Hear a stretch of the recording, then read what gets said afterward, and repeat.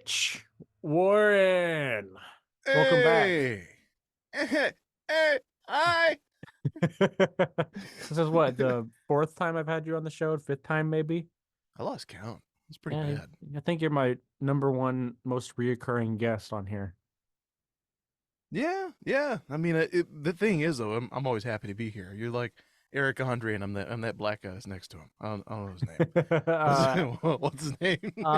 fucking it's like Hamill or Hamlet or I don't fucking know. It's something Ham, something like that. Hannibal? Hannibal, there we go. That's Hannibal. Ah, Yeah, his name's Hannibal. Hannibal. Weird. I never thought he would be like an outgoing. You kind of look at him, he's just kind of like, Right? hey, you know what I mean? Like he's stoned, but he's always like that. Come to find out, I watched one of his stand-ups. I like him. You Good know, guy. I've never seen his stand up, but I've heard he's pretty funny. He's good if you like that laid back humor. Yeah. I'm a I'm a little bit more partial to like Larry the Cable Guy, but yeah, Okay. Okay. because it I was feel that. I don't know if you saw that video. Maybe you get Tom to pull it up, but I swear to goodness, man, we are living in a weird what I want to call it dimension. Yeah, we're in a simulation, man. Yeah, I know Yeah. because Larry the Cable Guy's joke came to life when he was talking about when he went to Walmart with his girlfriend with no arms or something like that, and so he was trying to leave, and of course there was a guy in the bicycles in the way, and he was pulled up behind him, gave a little just on the back end there, and he totally just took it the wrong way, went overboard. He flipped over the handlebars, but that actually happened. So maybe we could play the clip for him. If that's Maybe. holy smokes, that's funny. That's I hilarious. also don't want to get flagged on this. I don't know what the copyright info is for that shit. Oh, true, true, true. Yeah. That's all right. I'll So do it later. yeah. I don't Yeah, mind. definitely send me the clip later if we remember. Speaking of copyrights, it's funny. I had more people send me messages that were like, "Dude, how come your stuff isn't on Spotify anymore?" Because Spotify be stealing my money. If I pay for the copyright to a song, I just want to get this out of the way. Mm. And I know this is going real hard right in the beginning, but I don't even care. But if I own the song, I made the song, recorded the song, and did everything in it, and then I send the song to a service, and they want to just not pay me for it, I'm not gonna do it. No, Why I would I? mean I understand your Yeah, reasoning for it. I mean, it's kind of funny to me that like for a long time I was like I'm never going to go on Spotify and then you were on Spotify and now we just kind of completely switched positions on right. I think that's kind of funny to me. But no, I get it, like Spotify is kind of trash in that regards. I'm mostly doing it just for the optics and the promotional at this point, you know. Yeah, It's just easier to get it to people that way. yeah, and I should clear it up too. Is that I'm still never gonna rob if I decide to work with somebody. Like let's say the most recent was the KJ, the homie KJ. We did "Who Are You?" Dope song, loved it. Hmm. Uh, I put that on Spotify. I put "Ignorance That You Love" too on Spotify. I want to make sure that the other people, and yes, it may come to my detriment, but I'm not going to rob other people of that potential viewership. So that's not really my style. I'm not going to hurt anybody else. Hmm. I'll hurt myself, not physically. I'll hurt Yeah. myself, but I'm not going to hurt anybody else that way. And Well, I'll stand by those principles all and day it's long. questionable to whether or not it's actually even hurting you if if your intentions are more about the money than the views and you know Yeah, then I just don't think it's fair. I mean, if you own something and you're putting it somewhere to get paid to make a royalty off of it, and you put in the work, I'm not saying the guys that make AI dog noises and stuff like that should be allowed to do it. I'm saying yeah. that 100%. Uh, if you're gonna be making good, beautiful music, then you should be paid for it, compensated at least a little bit. A penny or two, I'm happy with, believe it or Yeah. not, because music isn't really about the money for me. It's about changing people's lives and making people forget about life 3 minutes at a time. So, just kind of wanted to get that out there. Yeah. I don't think I explained that in that one video I made like a little while ago. I don't think I ever explained that. So it kind of left a lot of questions, and people were just like, huh, "You're just arrogant piece of shit." You know? No, I'm not Yeah. arrogant, buddy. I could be, I should be. I'm not. Mm. It's whatever. It's whatever at this point, like you're doing what you feel is best and right for you, and no one can argue against that. So, Yeah, yeah, they can. I mean, people will, but at the end of the day, it's your music, your autonomy, your money. My favorite is that the artists that are still doing it that aren't, and here's the thing: is you can always tell they're doing this. Is there's one particular person, not gonna name any names, but they have basically you pay for views, not pay per view, you pay for views. Mhm. And he's like, well, we get this engagement going, the engagement, and I'm like, well, that's cool and all, but it just basically tells me that you can't. And here's the deal: we're not talking about advertising. That's not advertising. That's paying for clicks, views, Yeah. not, and not even. I don't even think they're real, legitimate views, and I just don't have anything to substantiate that yet. As time goes on, I'm sure we'll find out what the truth is because Spotify started. Did you hear about that? They're just kicking people. They're Yeah, saying, they're huh, they're they're kick one of their banning people songs. and shit. Yeah, Yeah, deleting their whole catalog and shit. Yeah, I've heard about that. And good, they should be doing that, right. honestly. And there's a lot of little bullshit tactics that I'm sick of. Like, um, there's an artist that I knew about back in the day. I'm not gonna name his name, but those of you out there will know him. He's an artist who kind of blew up blew up. He became famous for getting like a world record for like longest freestyle rap ever. It was like 13 and a half hours or some shit like that. Um Jeez. um I mean, it's impressive, but at the same time it's like if you're just rapping about a bunch of bullshit and it's not even good, it doesn't make any sense. It's like is it is it really that cool? It's just Guinness World Record shit's kind of gimmicky. But anyways, this guy is also just known to just be a total fronter, posting pictures with things and people that, you know, acting like he knows people when he doesn't actually know people. You know what I mean? He's one of those kinds Mm-hmm. of people. And he's come back up on my radar recently. I didn't want him to. I was happy not remembering his name whatsoever, but he comes up occasionally. He was on Gmo's Hater Court once. Uh,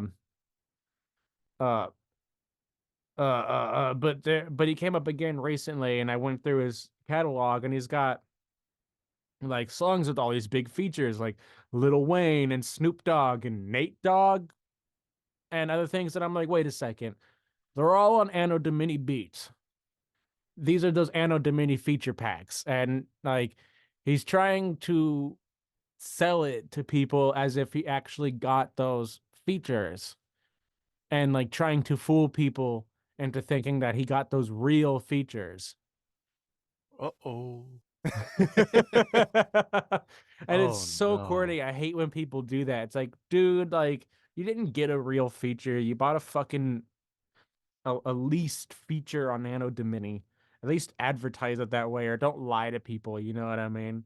For fucking fake Oh clout. And no. it's like it's not real because they're not getting any real views, and all of the posts and the songs, they're all AI art stuff. So it's Mhm. like there's no way a person who could afford an actual feature from like Lil Wayne and Snoop Dogg and stuff is using AI art to create the fucking thumbnails for their songs. You know what I mean? Right. Like it's just silly. It's just silly. And um I forgot why I brought this up. It was something to do with the fake views thing. This is like another shady tactic to try to get views and seem cool and popular to people. That was the caveat here. Um But yeah, no, I had to bring that up because it's annoying as fuck. You know something? I really, genuinely, and I mean genuinely, really liked what you put up on your, was it, yeah, it's TikTok. And when you were talking about, what did you say? You said that musicians are not your fan base, or what was that? It was relatively close to that. It was the point of that Target video. audience. Yeah, other musicians are not your target audience. Right. And Yeah. that, I would imagine that that would have caused way more upset because the way people are, you know what I mean? It's everybody wants that validation in my experience. I'm sorry, I'm looking away from you here. I No, no, want to, you're fine. You're fine. yeah, You're but not wrong. I think the problem is that a lot of my TikToks, the target audience is musicians. mhm. More specifically, independent hip hop artists. So I feel like I am hitting some of those people, but TikTok just doesn't know how to, like, for some, I know what I'm saying and who I'm trying to say it to, but TikTok, for some reason, the algorithms don't understand what I'm saying because I'm not using commonly used buzzwords and hashtags and things in my videos. So TikTok gets confused and is like, is this who your audience is? And just shows it to random people, and those people don't watch it because they're not the actual target audience. So that's why I get kind of snubbed on TikTok. Mhm. Um, whatever. I'm used to it. You know what kind of blows my mind the most is you're you're telling the truth with it. First of all, I wouldn't Thank you. expect those kinds of videos to go viral. Let's be real. I mean, it's probably not.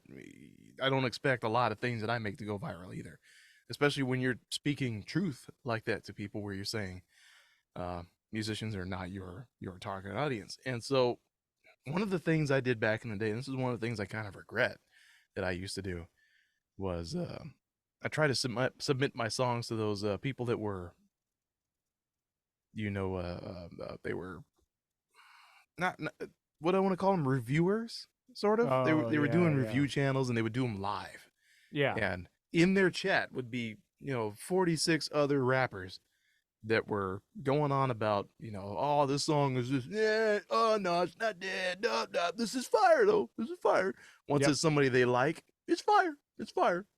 But if it's somebody that they don't like, and that has made music so insufferable to me. I stopped doing that. I stopped doing competitions. I stopped doing reviews. If somebody did, like, they had a review channel and they were reviewing my music and they said they legitimately liked this or didn't like that or something like that, and they're being subjective. You know what I mean? They were just interpreting their feelings to and applying them to what my music is bringing to them. Then I would absolutely say, valid point. Cool. I appreciate what you said. I didn't make the song for you. I made it for me, but I respect your opinion, and I might do something a little bit different later. So that kind of stuff does help. It's almost like having a focus group. You ever had one of those? Yeah. Well, I've Yeah. never had one, but I know what you're talking about. Yeah. Yeah, focus Um. group assessment stuff is real fun, but hmm, I've always done it with a company. I don't do it for myself because it's Yeah. time consuming, costly, and it's just annoying. Yeah.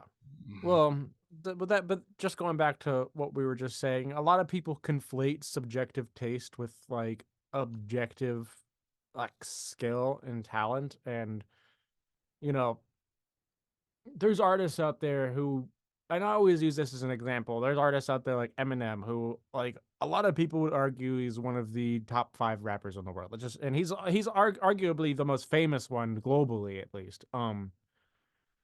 But there's a lot of people out there who will say that he's trash, or nobody in the hood listens to Eminem, or nobody cool listens. And a lot of people will sit there and they'll talk bad about Eminem because the reality is everyone has their own subjective taste, But so, and I just use Eminem as an example. So it doesn't matter how good you are, someone's gonna hate your music.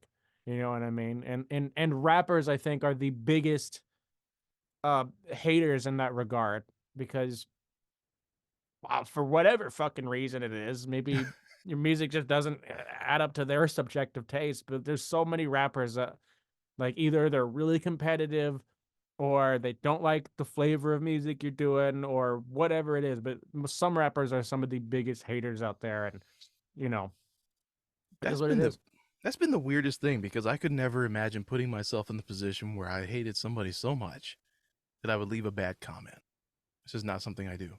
Um, I've had my disagreements. I've had the things that I just don't like, and if I never sit up there and go attack them with it. If there's something I don't like, it's probably me. They're making whatever they want to hear. Let them Hmm. make it. If they're making stuff that is genuinely not something that they're supposed to be like. You know what I mean? You can tell it's way out of their comfort zone.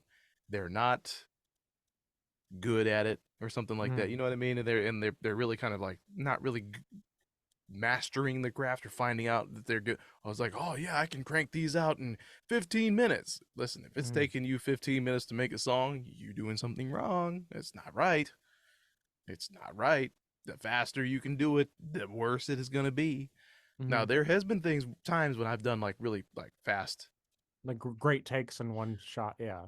and it's crazy because if you're a musician and you actually are like yourself, you're multi-talented, you can do different things, you can probably get something in one or two shots. You're gonna be honed in, your skill's gonna be there.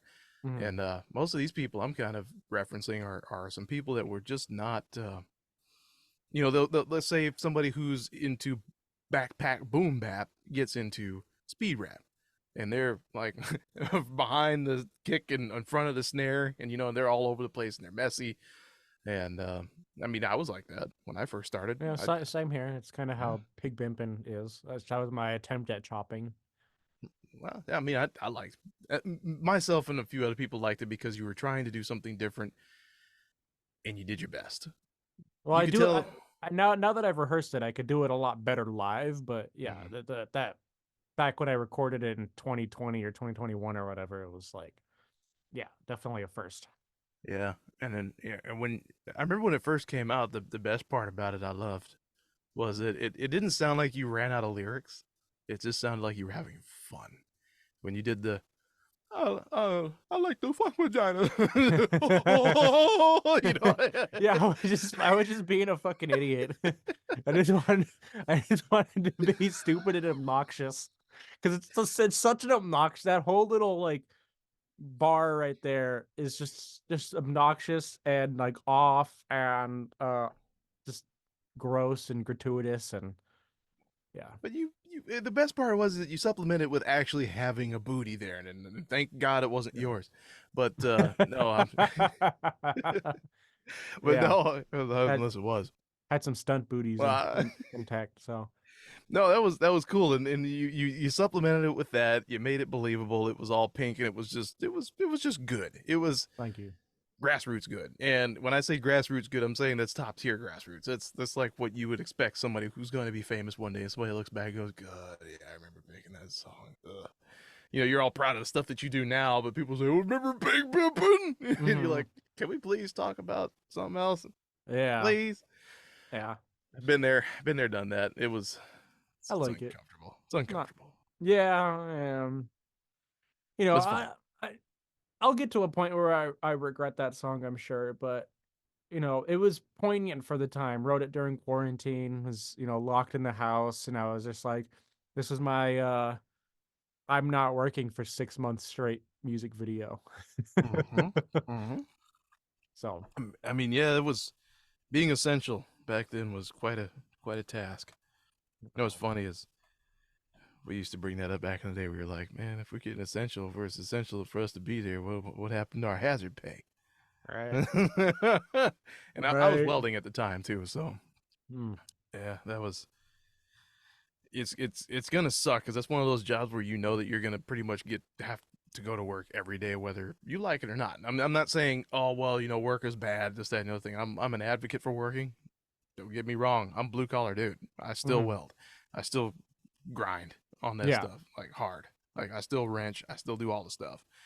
But I'm a big supporter of the trades, man. But what I don't like are companies that figure out ways to manipulate it so they can still make a profit from you. That I hate. And you know what I mean? And then while they sit around and go, well, we can just go ahead and hire anybody else. There's people just waiting to take your job. Shut up. Mm, And so that's why you ain't doing it. You paying me to do right. it. But anyway, yeah, that was getting a little off topic. But yeah, I really liked Pig Pimpin', and Thank I you. really I really like what you say on your when you on your TikToks and stuff like that as far as Thank you. How did your we get wisdom. into this conversation? We were talking about something. Yeah, we're talking about music, Spotify, Oh, and yeah, how yeah, yeah. Spotify is taking money from people. Well, they like doing that. Dude, that I couldn't believe when I heard it. There was a guy you seen him, Weaver Beats. No. No, he's got some really good information, and he was like, "These people went to court against you guys to not pay you." Yeah, I absolutely believe that. The thing is I'm not very vocal about it, but I am very anti-corporation. I understand the purpose that they play in society, and I understand the want to make money, and then once you get to a certain like level, you have to kind of corporate, but you know, some Sure. of them really like to push the envelope on what is ethical. You're not, you're absolutely not wrong. And here's a little bit of news that I learned just a little bit before we started this podcast. Guess what's making a comeback? iPods? iPods. iPods are making a comeback. No, they People are. aren't. It's what I this mean, guy's YouTube video okay. says. Let me hear it. I'm in utter disbelief though. Let me hear it. They, according to this guy I was watching just before I got on here, he was saying that essentially people are almost getting tired of subscription based stuff, and they're tired of, and I agree with him that you don't truly own anything when you're streaming it. So they'll get that, download it, put it on their iPod, and where's it gonna go? You know what I mean? And it's vintage, it's got the feel, and this is a classic, this, that, and the other thing. And the guy was like talking about like it was from the '80s, but I still have, this is mine. This is mine from high school. I got it Yeah, as a Christmas I present from had my one of those. grandma. I had one of those also. Yeah, the same. Yeah. I think I had that same model. Was that the 256 or whatever? No, I wasn't at 80. 80. Okay, or was it Yeah. one? I think I had like the 150 or 160 or something like that, or 250. I can't remember. I got the big one though for my birthday. God Was damn that? rich kids. No. Oh, I was also pirating all my music, so I got that. That was the expensive part, and then Sure. you know Dude, 80,000 songs on that shit just stolen. I just had a really cool idea. I'm not going to say it on here, though. That's going to be Yeah. cool. I'll tell you after the show. So That's, here's my thing, and mm, I'm gonna kind of respond to what you said about that guy's thing. And I do think some people are going to kind of refurbish their old iPhones, or not iPhones, but their old iPods and stuff, or get some from swap meets or pawn shops or whatever. I don't think it's gonna make a comeback though. I don't think they're gonna officially like re-release new MP3 players, just because I think the convenience of having everything in one device is it's kind of hard to beat, you know what I mean? But I do agree that buying MP3s is going to come back, cuz I mean I do stream a lot still, but I also like the idea of buying people's record. Like if someone makes a record and they put it out, I do like supporting those artists if I really like the artist or really like the record, and I won't buy the CDs, but I'll either buy the vinyl if they have one, or I'll buy the digital download in like the Apple store. Because hmm. I still buy records from time to time. It's been a little while, but I still do it from time to time, and I do think that that's not going anywhere. You do Apple? You stream with Apple? I stream music on Spotify, but I'll use the Apple store to buy records. Okay. All right. Yeah, that's fair. iTunes, sorry, yeah. I think Apple I think Apple Music is like the new record store. If you I don't know if about you're good, new, but wow, the new age, the new day of record I mean stores. they've been around for a while though, so Right, and here's the thing is they pay better. yeah, Their absolutely. music to me, I really like the fact that they're like lossless. They go to lossless, or you can do high fidelity stuff all the way up to Dolby Digital, or sorry, Dolby Atmos. And what an experience Dolby Atmos is. I genuinely like it. I mean, I'm a obviously an audio guy. I'm a musician. I Yeah. like the way music and instruments sound. Most people are going to listen to things on their phone speakers, and then all that work is for nothing. Mhm. But it's a little bit of an insult. But I really do. I've been getting a little bit more into streaming. I never used to stream much at all. I was not a patron of places that I felt like should be paying me. You know what I mean? So I didn't want to pay for a service that I was looking to get paid from. It didn't make any sense. Yeah. Uh, at least with no promotion, nothing like that. But as time has gone on, I've really enjoyed Apple Music a lot. I like it way more than Spotify. Yeah, I haven't actually used Apple Music. I use Apple Podcast because there are some people who are exclusively only on Apple Podcast. And in some ways I like Apple Podcast better because they allow people to leave reviews on my podcast, so that's kind of cool. Um and I'll use the iTunes store and buy records, but I've never used like Apple Music to like stream. Hmm. Oh, okay. Maybe I just do things backwards because I usually use YouTube. YouTube was the original way to for me to find somebody to stream their music because I knew YouTube will also pay you as well, depending on how your subscriber stuff is set up, and I'm not gonna get into that. But yeah, that's a Yeah.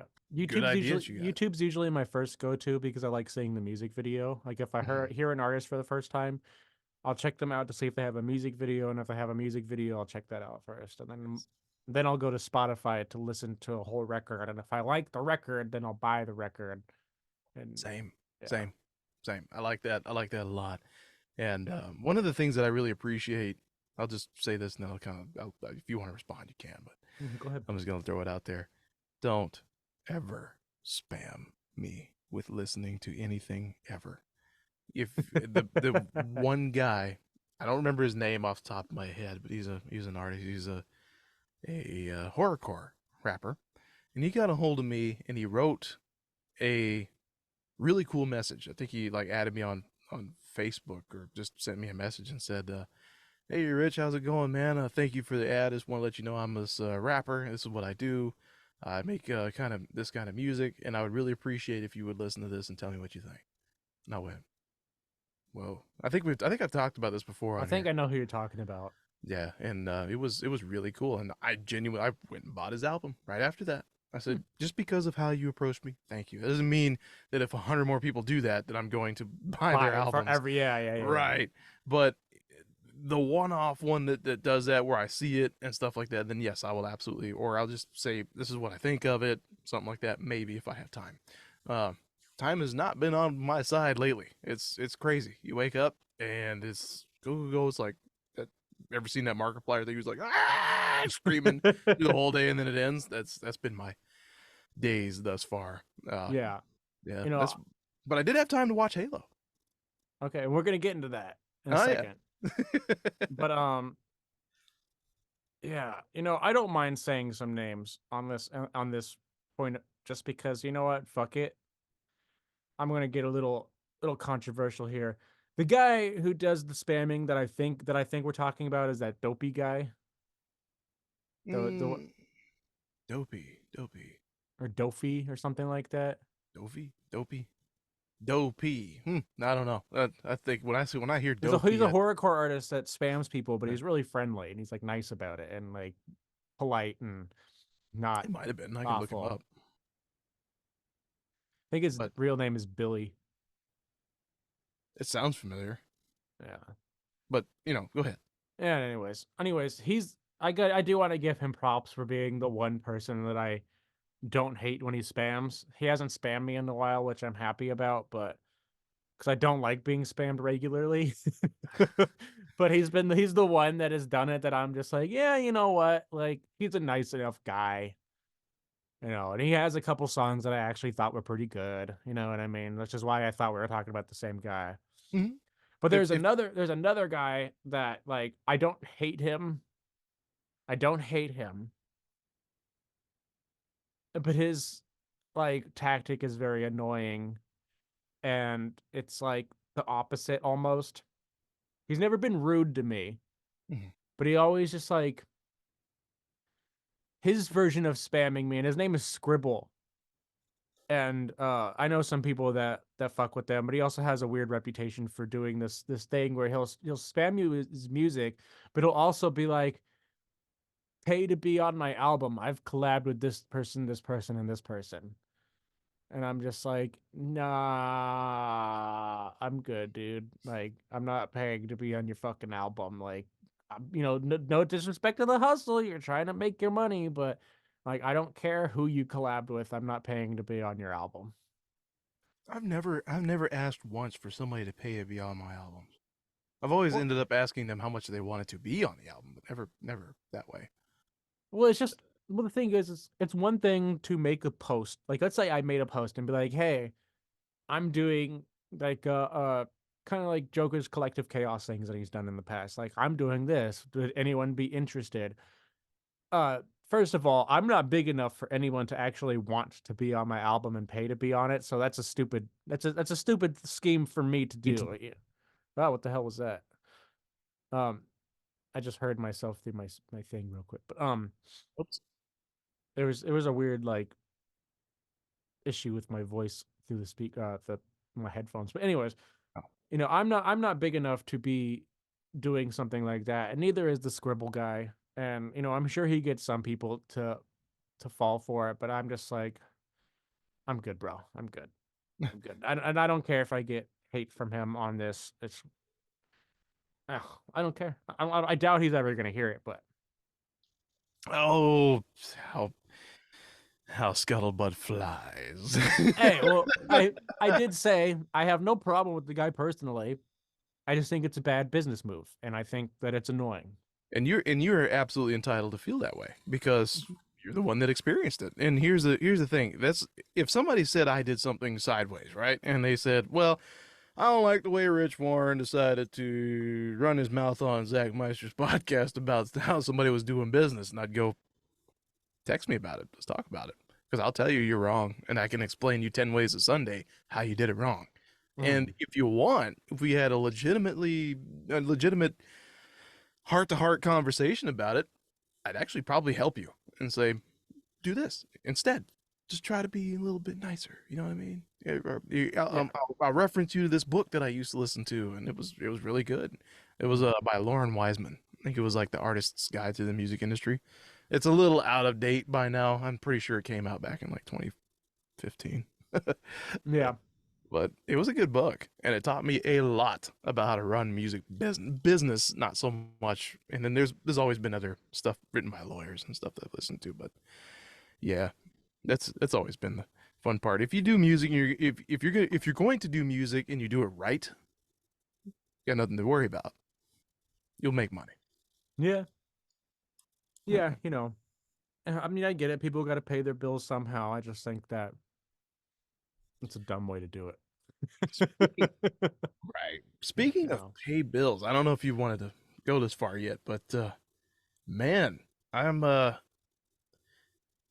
making one of the worst things that I think I've ever seen was the pay for the features that aren't features. And I was actually hooked into listening to one the other day, and it was with Stevie Stone was on it. And yeah, I turned it on the other day. This kind of goes back to what you were talking about, that other rapper. And I turned it on, and I think I was listening to a friend of mine first, and then I let it just roll, and Spotify kicked it over to what it thought I wanted to listen to, which I guess was Stevie Stone. And next thing I know, I hear, you know how he does things. He's got that real gravelly voice. It's cool. Yeah. I'm Yeah. not making Yeah. fun of him. I'm not No, making fun of him. I like his rap style. Yeah. Yeah. Next thing I know, I hear this guy going, I'm going, no way he made, no way anybody made this with him. Come to find out, okay, I understand what this. There's no way he would let anybody like that be on the song making a fool out of him. So, you know what I mean?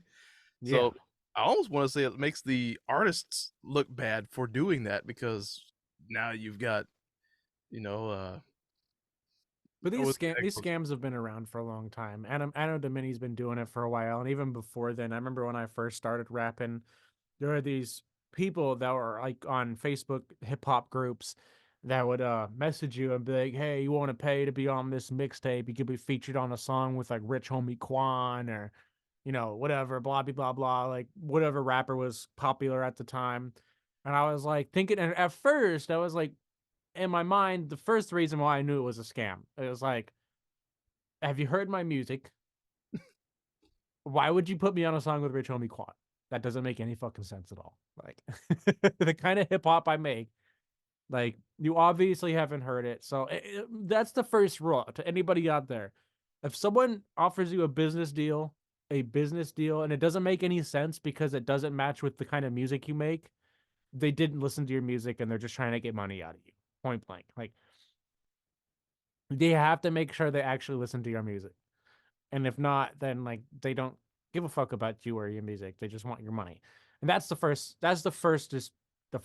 first red flag that really like kind of like set it off in my head to be like, is this even legit? And then I looked into it more and I realized, oh, like this is probably just like verses from, you know, like leased verses from whoever. Someone bought the verse from him maybe and is trying to make their money back by getting people to pay to be on this fucking mixtape or whatever. Um, and and now it's the scam. It's the hustle. and now with this AI, Oh God. it's getting even trickier. I know. You know where I'm going with this. Probably Yeah. the AI makes it so people can remove artists' voices from the songs and put their own voice on there instead, which is blatant copyright IP theft. And I mean big time. Yeah. Even if it to me, even if they're DMCA'd for it and they get the, it's like, oh, okay, well, it's copyright claim, but you can still put it up as a remix as long as you're paying homage to Well, the thing is IP. like even without the AI, Anno Domini did that recently with the DMX verse that they were selling. I saw, Someone actually went back and found that the verse that they were selling through Anno Domini was actually from one of his older songs that was already released. I saw. Yeah, someone in the DMX estate who had access to the verses just sold it to Anno Domini and gave him the licensing rights. So it's just like, like it's just like scummy shit like that. And like I have nothing against Anno Domini. I think they do have a lot of dope producers involved and they're cool as fuck. Like I'm not trying to like dog what they do, but I also think that it's kind of like noob rapper trap, you know what I mean? At the same time. Yeah, if somebody doesn't know better, then yeah, I could definitely see that. Then it would be challenging to, and unfortunately, you'll we see it all the time. Rappers just they it's not their fault. They're just getting hoodwinked by Yeah. people. I'm a hustler, man. I'm a hustler. I'm a hustle man. Why everybody gotta be hustle man? You remember Hustle Man from Martin? Hustle Man from Martin usually got told to get gone, buddy. Yeah. Get to stepping, buddy. Come on. I Yeah, it's miss silly. Martin. That was funny. But Yeah. God, Cat Williams, Martin. Woo. Yeah. Wow, what an eventful year it's been, and it's only what? We're only 3 months in. That's bad. Uh, We're gonna hey, have we're coming up on the fourth month here, actually, so we're almost 4 months in. a busy year. We had Cat Williams saying, "How you gonna have? How you gonna have? How you gonna have Sandra up here talking to you talking like a walrus?" Yeah, With his hands and over it. yeah, and that whole fucking P Diddy scandal coming to light and shit like that. Did you hear about that shit? No, but I saw the memes where Yeah, there's a lot of crazy he had to shit. keep his eye on.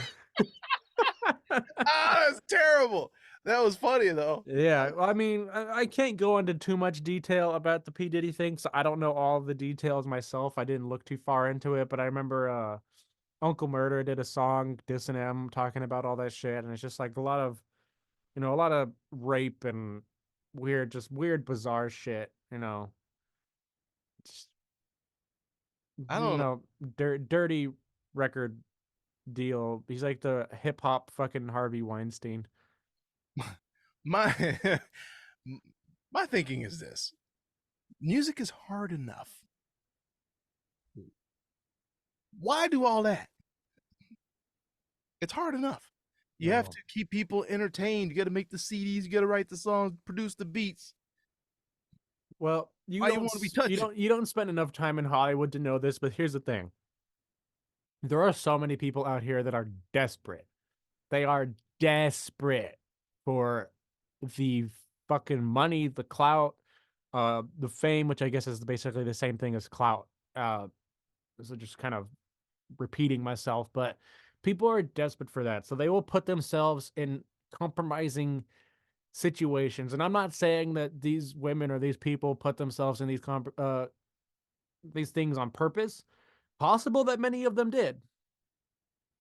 Possible that many of them did.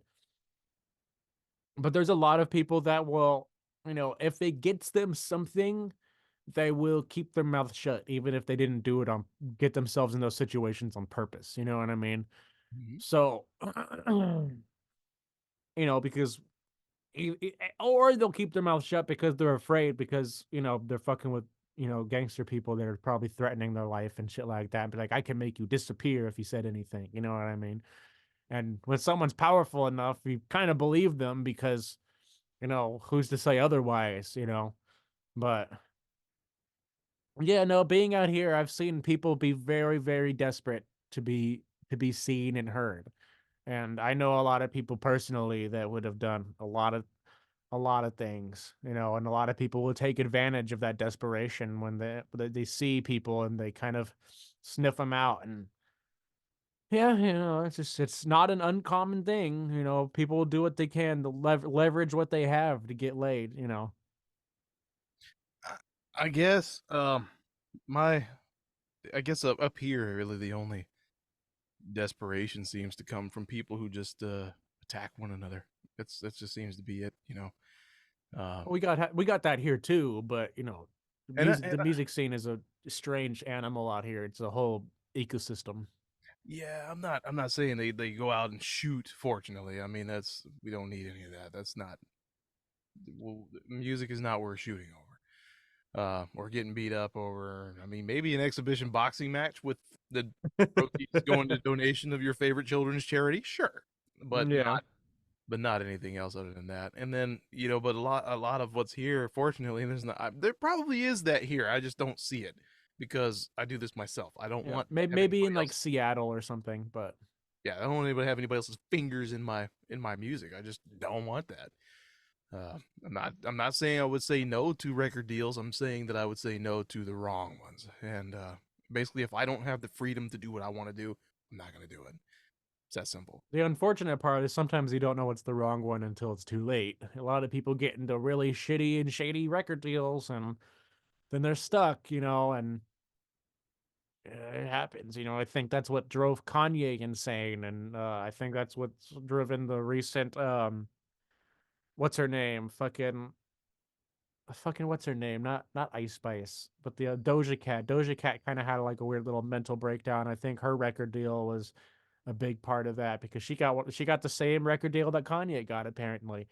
You know what I mean? And I think that bad record deals will really fuck with people's head because people won't want to go with the fame. And I'm not going to relate that to the P Diddy thing because I think the Diddy thing is an entirely different animal as far as like physical and sexual abuse goes.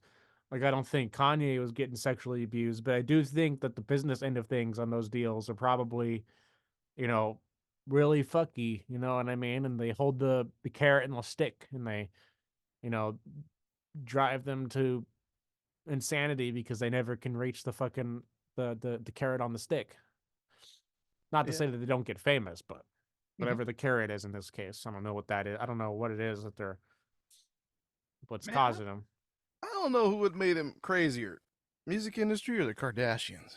I'm just Well, you. Those girls. Listen. well, let's just say they're part of the entertainment industry too. So as far as we know, that shit could have been like behind the scenes, like planned marriage. You know what I mean? Like those, like how in other countries the nobles like set up fucking famous people to get married. Like as far as we know, like someone in the record executives was like, "Hey, like it'd be cool if we got the Kardashians and the Kanye West together, and let's put them together at a party." And then because the thing is like when you're famous like that, apparently famous actors have their own dating websites. They have their own dating apps because they can't be on Tinder to date peasants, so they have to date within that. And I didn't know, most people don't know that, but they have rich and famous people dating apps. So the rich and famous people bubble is a lot smaller than the peasant bubble. So there's got to be a lot of like intermingling and people trying to play matchmaker and people trying to like preserve their family fortunes and things like that. So there's a lot of weird shit like that going on the upper echelons. And it's I don't think anything's changed over the fucking last 2,000 years when it comes to nobility. It I, just looks and sounds different. It has different names for it now. I don't. I'm not ultra famous, so maybe this has something to do with it. Yeah. But you know, I'll put it this way: if you have to have a special dating app to not mingle amongst the lower population, Yeah. I think you're doing something wrong. I'm not saying that. Look, I mean, Keanu Reeves obviously isn't going out and dating fans. I mean, that's it's. I think Mm. it's irresponsible to date fans because they're vulnerable, and sometimes they can't control themselves. I'm not saying they're gonna strap you up in a bed and break your knees. You know, you know the movie I'm talking about. Yeah, fucking was it Misery? Yeah, but yeah, I don't think that's gonna happen all the time. But uh, to me, I would much rather prefer, or I would much, yeah, rather prefer somebody who would be nice and is sane.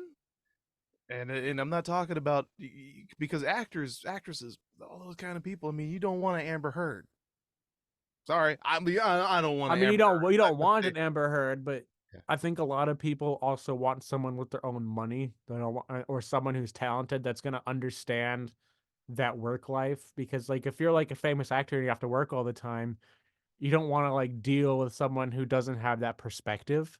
Mhm. You know what I mean? Because like I mean, we're musicians. We know what it's like trying to have a girlfriend that's fucking like, when are you coming home from the gig? When are you done in the studio? When are you, you know what I mean? Like, when are you gonna write a song about me? When are you gonna like, and they'd rather work or date someone who understands that lifestyle, I believe, is what the case is. And that's why they have their own dating websites kind of for that. I think that's the logic. But I also think that there is the like the rich like to marry into other rich families and keep it kind of in the top 1%. You know what I mean? Then you get the hey you guys. I mean, yeah, that's true. I mean, I hate saying it like that, and I hate using this reference, but the caste system in India, I think a lot of the world has that, but is just unspoken. I think India is just very vocal about their caste system, but I think we have that here too. And like, of course, people can marry whoever they want, but you notice that like it's not common for like you know someone who's like poor and homeless to get swept off their feet and like marry someone rich. You know what I mean? That doesn't really happen very often. It might, but not very often. You know. Only in So Aladdin. yeah, I think most people kind of date close to their uh um financial brackets. Yeah. You know, or they make enough money to be able to afford to marry someone and take care of them, and then those people kind of get into that bracket automatically. But yeah, we kind of have this caste system here. We just don't say it. It's just an unspoken like bias that people have inside. You know what I mean? It's just, the more I learn about Hollywood, the less I ever really want to be there. I guess it would be fun to act and speaking of, do more voice acting and stuff like that. So I'm all about it. I love voice acting and having the voice for radio and to make characters and stupid sounds is just awesome. But I just never figured that it would be something that you. Oh well, I make over $2 million a year. I need to find myself a $2 million a year, honey. I'd be like, Hey, I mean, this girl holding the boom for the microphone. She kind of cute. Hi, what's yeah, up, too? right. You know what I mean? I don't know. I'm kind of one of those weirdos where I'm like, dude, she's putting in some work. She's good at this. But And the thing is then you have like okay, so imagine Drake. Drake is a great example of why you don't kind of like fuck around and like find out. with fans and shit. Like he had to start putting hot sauce in his condoms when he threw them away because there was that girl who went into the bathroom and tried to artificially inseminate herself with his fucking sperm and then there was hot sauce in it. And then she tried to sue him for that. It's like who is wrong here? And the thing is, it's like that's why you don't just like fuck the fucking girl holding the boom mic when you're famous because she's gonna do crazy shit like that because now she's gonna trap you with that baby or something. You know what I mean? Because you never know what they're gonna think. Because when I went to I went to Studio 4 for my acting school. That was my first acting school that I went to, and it was kind of famous for, like, James Franco owned it. So, like, his face was on it, and, he came into class sometimes, and he taught the master class there, which was expensive as fuck, so I never did the master class, but being in there, I got opportunities to go and act in some parts for stuff, but, um uh, there was a lot of people that went there specifically trying to go there thinking that they were going to meet James Franco. And like they'd go for a month and then they realized that like they weren't cut out for acting or James Franco wasn't there and then they left. And there was a lot of James Franco stalkers that went there. You know what I mean? And he got that's the big scandal that he had where he was having sex with someone who was underage or something like that was someone who went to that school and went to the master class and like there was or whatever. So it was all through that school is where that scandal came from. I think he was able to bury it because it was with the school and not a lot of people knew about the school outside of people in the area, but don't quote me on that. I think it was through the school. But you know, a lot of people put themselves in those situations because they want something from it. And once they don't get anything from it, then either they tell on you or um whatever, you know what I mean? Not to say that he should have been fucking underage girls, but at the same time, like, when you're rich and famous like that and you invite some girl back to your house, so from your school and everyone was supposed to be 18 and older at that school. Like that was in the prerequisite when you sign up, but nobody was carding anybody. You didn't get carded when you went into the school. The teacher didn't check your ID card, they just took your check and they taught. So, you That's know, what I grew up with. I mean, we did have little IDs, but nobody cared. Nobody ever looked at well, those. it wasn't like an official school. They rented out a the Sherry Theater out in North Hollywood, and they would teach one of the classes there, and then they teach a more advanced class at a different theater up the street, and then the master classes were held somewhere else. Um, you know, uh, so like it wasn't like a school; they just rented theaters to teach it at, and then the teachers would show up and did their job, they got paid, and yeah, no, but when I went, like when I signed up online, I was like, okay, and it said you have to be 18 and older on the website. But they didn't card or check you, so I could see how easily someone who was 16, 17 would have gone in, joined the school, lied about their age, got into the master class and ended up doing, nude scenes by accident because nobody carded them. You know what I mean? Mhm. Everyone just assumed that they were the right age. But I'm not saying it's great, but Yeah, this that's shit that's happens. yeah, that's where we start getting into weird territory. And like, I mean, I guess I'm not gonna get into anything that's like descriptive talking about dating or anything like that. But we'll just say this: I could not imagine uh, being the age I am now dating someone super young. I just can't imagine it. No, I can't. And like, what would we talk about? Taylor Swift? I mean, Well, I here's the I thing. would, but it's only the business side. I don't want to talk about her songs. I'm not saying I don't like her songs. She's a good artist. She does what she does. It's for me, like I'm not a fangirl. for me, I wouldn't date anyone younger than 25. More than like 3 or 4 years younger than me is too young. And even then, like I've talked to some girls who are like 26 and they're kind of a little immature for their age still. And I'm kind of like, you need to get your emotional baggage together because I'm not having it, not having it. So like even 26 is kind of too young for me. However, um, if someone was like 21 and they were like, okay, I used this example before in an episode because it was kind of a big fucking what's it called? Like controversy on TikTok where Billie Eilish, when she was 20, was dating this dude who is 30 years old. And young, But at the same time, Billie Eilish probably has a lot to say because she's had a lot of experience in the little life that she's had.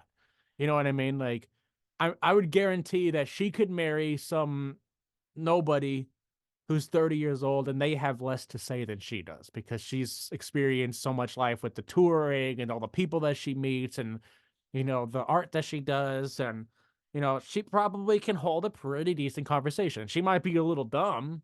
She might not have the wisdom that someone 30 years old might have, but she can hold a fucking conversation that's pretty interesting, I'm sure. You know what I mean? And so if I was to date someone younger, they would have to have fucking more experience than me. You know what I mean? That's where I kind of draw the line. Where I was like, if I was gonna date someone 21, they'd have to have like Billie Eilish levels of experience. Yeah, I mean it makes sense to me. All I keep thinking of is, I like to refer to myself as like being like Zoidberg. Hello, yo.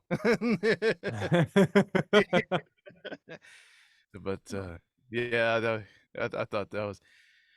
I don't know, man. It's a really confusing world because you, I think I got bit by the bug when I went to LA there and when and hung out with Joker and really saw like, oh, this is what this high life stuff really looks like. Here I am just imagining, oh, everybody's just it's kind of like business every day for them. You know what I mean? Like walking around in suits, you see the suits, you see the people, you see it all, and so forth and so on. Everybody just ignores you. That's what I figured it was, and now I know it's much worse. Well, it's not always bad. There is good to it. It just depends on like what level of interpersonal and political bullshit you're willing to put up with. Because you could end up at these like champagne parties and like not see anything bad happen at all. Because a lot of these gatherings and business things, they're all very formal. Um, like, nothing bad really happens. It's just, people politicking and networking and, you know, personally not really my scene just because I know the ritzy high life kinds of people and they're all, and I don't care about anything that they're talking about because it's like say something real, you know what I mean? Um, but they don't and they can't say something real because they're trying to network and make money. Uh and maybe that's why I don't have a ton of it. But I don't know, man. Just like I don't think it's necessarily bad. It's not all Epstein Island out here, you know what I mean? But Yeah, yeah. That maybe we could go from Meister Menagerie to the Meister Monarch Butterfly. He's just a little bit of a social butterfly. I just think that a lot of people have the assumption that everything is corrupt, and I don't think that's the case. I just think that it is hard to It's the go government. it's hard to find a place where there isn't corruption, but not everyone in that same spot is corrupt, if that makes sense. Sure. Yeah. I mean, So, it's just like going to mechanic shops around here. You'll you'll get the guys that'll work on it and the guys that'll work on it. yeah, the guys And that'll zip tie or do some bullshit to it. Yeah, the you know. worst part about it is they'll work on it and they'll still zip tie it together and just be like, as long as you didn't see it, we didn't do it. It's That's fixed true. for But yeah, now. that's how every space is. That's just humans, you know what I mean? I just think rich people have higher capacity of being corrupt. Mhm.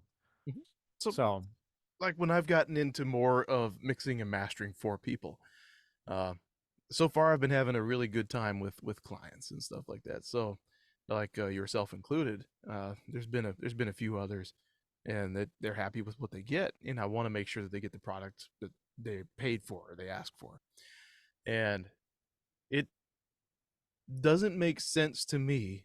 I feel like it would be more work to try to rip them off than it would be to just do the job and get it done. And then by the time everybody's happy, then they get the results they're looking for. Like there was a couple of people that shared pictures with me of stuff like that. That they're saying like one guy in particular, he said his brother that does not comment on any of his videos said, this is good, man. mm. So it's really really cool to see that kind of reaction from people, and it kind of gets people more motivated. So and Shameless plug. If you are looking for mixing and mastering, you can always send me an email. Definitely hit up Rich Warren. I love his mixing and mastering. And I want to get, and I appreciate it, man. Of And course. it's always been a pleasure working with you anyway. Thank you. And I think I'm gonna get more into what do I want to call it, stock plugin design and stuff like that too. Just not really just staying with the stock stuff, but I want to kind of make Mhm. people their own stock presets, especially if you're starting out. And I just haven't figured out what the price point's going to be for that. And Yeah. obviously, I'm not going to talk about it on here. But Yeah, yeah, yeah. I will say that there is so much. There's so much stuff that I didn't have when I was trying to do this. When I first tried doing this, I just got done filming a video for this. I think it was like 2 weeks ago. They're not airing yet, and once they do, that'll definitely be plugged. But Yeah. I never realized just how many new free plugins are. So since this space has gotten so saturated with all these different companies, and you will see places like SoftTube or Native Instruments, UAD, all of these places, and they're coming up Analog Obsession. All these people are coming up with these plugins, and they're really good and they're free. Mhm. But when I first started, all I had was a native plugins to FL Studio that made me sound like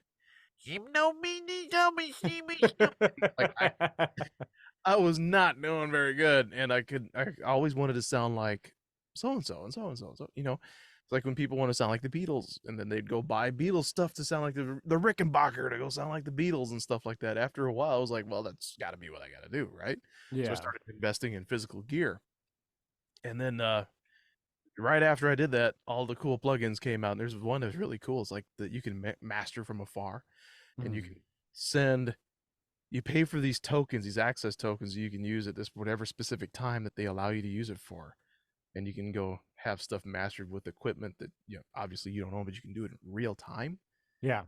Yeah, it's really, really, really interesting That is stuff. cool. Yeah, and then on top of that, you have like emulations of $30,000 compressors and stuff like that, which is just sick. You know what I mean? So I just wish I had more options of that stuff. But now that we have more options these days, I figure it would be kind of fun, not really to give back, but to help people along a little bit here and there. And I'm Yeah. not saying I can do this for everybody, but Especially if they're cool people. right. And then You if know? if all I have is stock plugins, there's some people I know that it's all I got. It's all I got. I'm not gonna go fork out $1,400 for the exclusive pack to get all of Yeah, a the. special thing. Yeah, I mean it's not even special stuff. If you start getting into those packs in there, and they're like garbage. You know what I mean? They're all the Yeah. low tier packs. If you pick and choose all the things you want to get, well then that's fine. But yeah, I have I have a lot of experience with a lot of these different plugins and stuff like that. And thank God they started making these plugins as good as they are these days. Yeah, they're not bad. They're not terrible. I think the worst thing I ever had to work with was, and I'm not afraid to say this because I don't ever seek a sponsorship from them. But maybe they've changed. Maybe they've changed. So I'll give them that. Worst thing I've ever used was uh, Studio One. Never This used was it. the worst DAW I've ever used. DAW, whatever. But the plugins were trash. Albeit this was circa 2010 and 13ish. I'd say 12 at max. 2010 to 2012, I had Studio One and I hated it. I Mm. absolutely freaking hated it. There was nothing good about that program. The only thing good about it was I could take tracks from off of the BR600 I had and then put them on that, and that was how I made a few songs back then that'll never see the light of day. I've actually remade a couple of them. I'm just not saying which until I write my biography when I'm 50. Okay. Okay. I think it'd be kind of fun. You keep Yeah, that yeah, stuff. yeah. I don't mind talking about behind the scenes stuff. If you guys haven't already seen it, I don't think did you and I ever have an interview since I released Road Rage and any of those? I don't think so. Yeah, I don't think so either. I think I said that it was coming out at that point, but Yeah, I I don't think think we mentioned I think you we the last thing that we did, you had filmed for it like that same day, but you hadn't edited or done anything with it yet. So, that's true. Okay. And so, what if you don't mind? What I'd like to Yeah, just let's just talk about that and then get into Halo. So sure. yeah, Oh let's do that. yeah. One of the coolest things was that was one of the first songs outside of hip hop that I'm really. I mean, I guess one of the first. When I say one of the first, one of the better recorded ones. I really liked the way the bridge came out, but Mm. it wasn't as impactful, and I didn't have as many of the plugins and stuff like that, and the ears are more honed than they were back then, and so now these mixes are really powerful. And my experience with doing this is, and what was funny is I was talking to a friend of mine who listened to this the other day, and I said that I have like I'm putting together a catalog of a bunch of stuff. It's not Mm. all going to be the same, and I think I'm going to be making different records.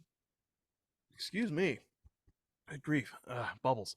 So I'm going to be making records with that sound different each time. You know, I don't want to make the same record twice, and that's to me it's just boring.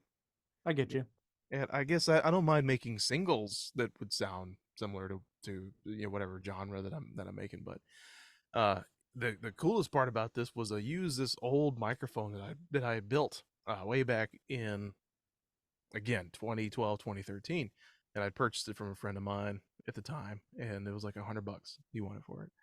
Tube was busted, the little top part was busted off of it, and so I made an episode on YouTube putting it, you know, rebuilding it, and I accidentally poked a hole in the side of it.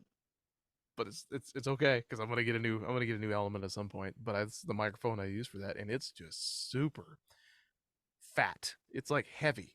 You know what I Yeah. mean? It feels like it's not too heavy for the song, but it's the presence is and that warmth is there, and it's just really neat to me. I was a it's sort of a pleasure to make something that sounds a little bit newer, sounds a little bit different.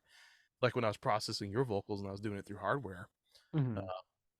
I don't know, you know what I mean? There's that texture, that aesthetic that you Yeah. just it's not you can't really feel it. You don't know what it is, but it just sort of tickles your ears, Hmm. and that was really fun. And then on top of that, one of the cool things was I actually filmed it with the GoPro. So this was all GoPro and my little camera, my little point and shoot. As a matter of fact, it's right here. So the point and shoot right here is all I Oh yeah. use. Except for the other parts where I was parked, and then you know I played the little grandma, and Yeah. Yeah. all self filmed, all self written, composed, recorded, mixed, mastered, you name it, I did it. And the coolest part or the funniest part I was cracking up about, and I knew that it was bad because I only had a certain amount of time to do it because we just had fog that time in the state. And when I was driving around and stuff like that, it was like, oh, okay, you could tell it's like, ooh, spooky, kind of, you know what I mean? It's like Hmm. wintry, spooky ish a little bit. Once I got done doing the original shoot with the checker shirt, I went over there to this little park, and there wasn't anybody in it, fortunately, so they could could see me beating on a window like a madman. And it's I had to find a park to a state park that was like way out in the middle of nowhere. I can't just like do this at some you know place that's got kids. So if I do Yeah. that, Yeah. they're gonna cops are gonna get called. I'm gonna have to deal with because I've got props that are guns and stuff like that. I have props there. It's gonna be a huge debacle. So Hmm. and then the cameras, it kind of gets worse and worse as time goes on. If you think about it, cameras, what looks like guns, some guy that's wearing a wig and beating on a car window, that's enough to get several cops on your location real fast. So I had to Yeah. stay away from that. Uh, but with the I think the worst part about that shoot was uh, two things. One is that the GoPro, there was originally some footage where I had the GoPro attached to the window, so when I closed the door, it made it look like the car door was shaking, Hmm. and I could get the GoPro to kind of like jostle a little bit. But the GoPro has a stupid little annoying red light that flashes when it's recording, and you can see it in the reflection, so it just totally botched a good hour's worth of footage right there. And then Mm. the other part was I think I'd started that day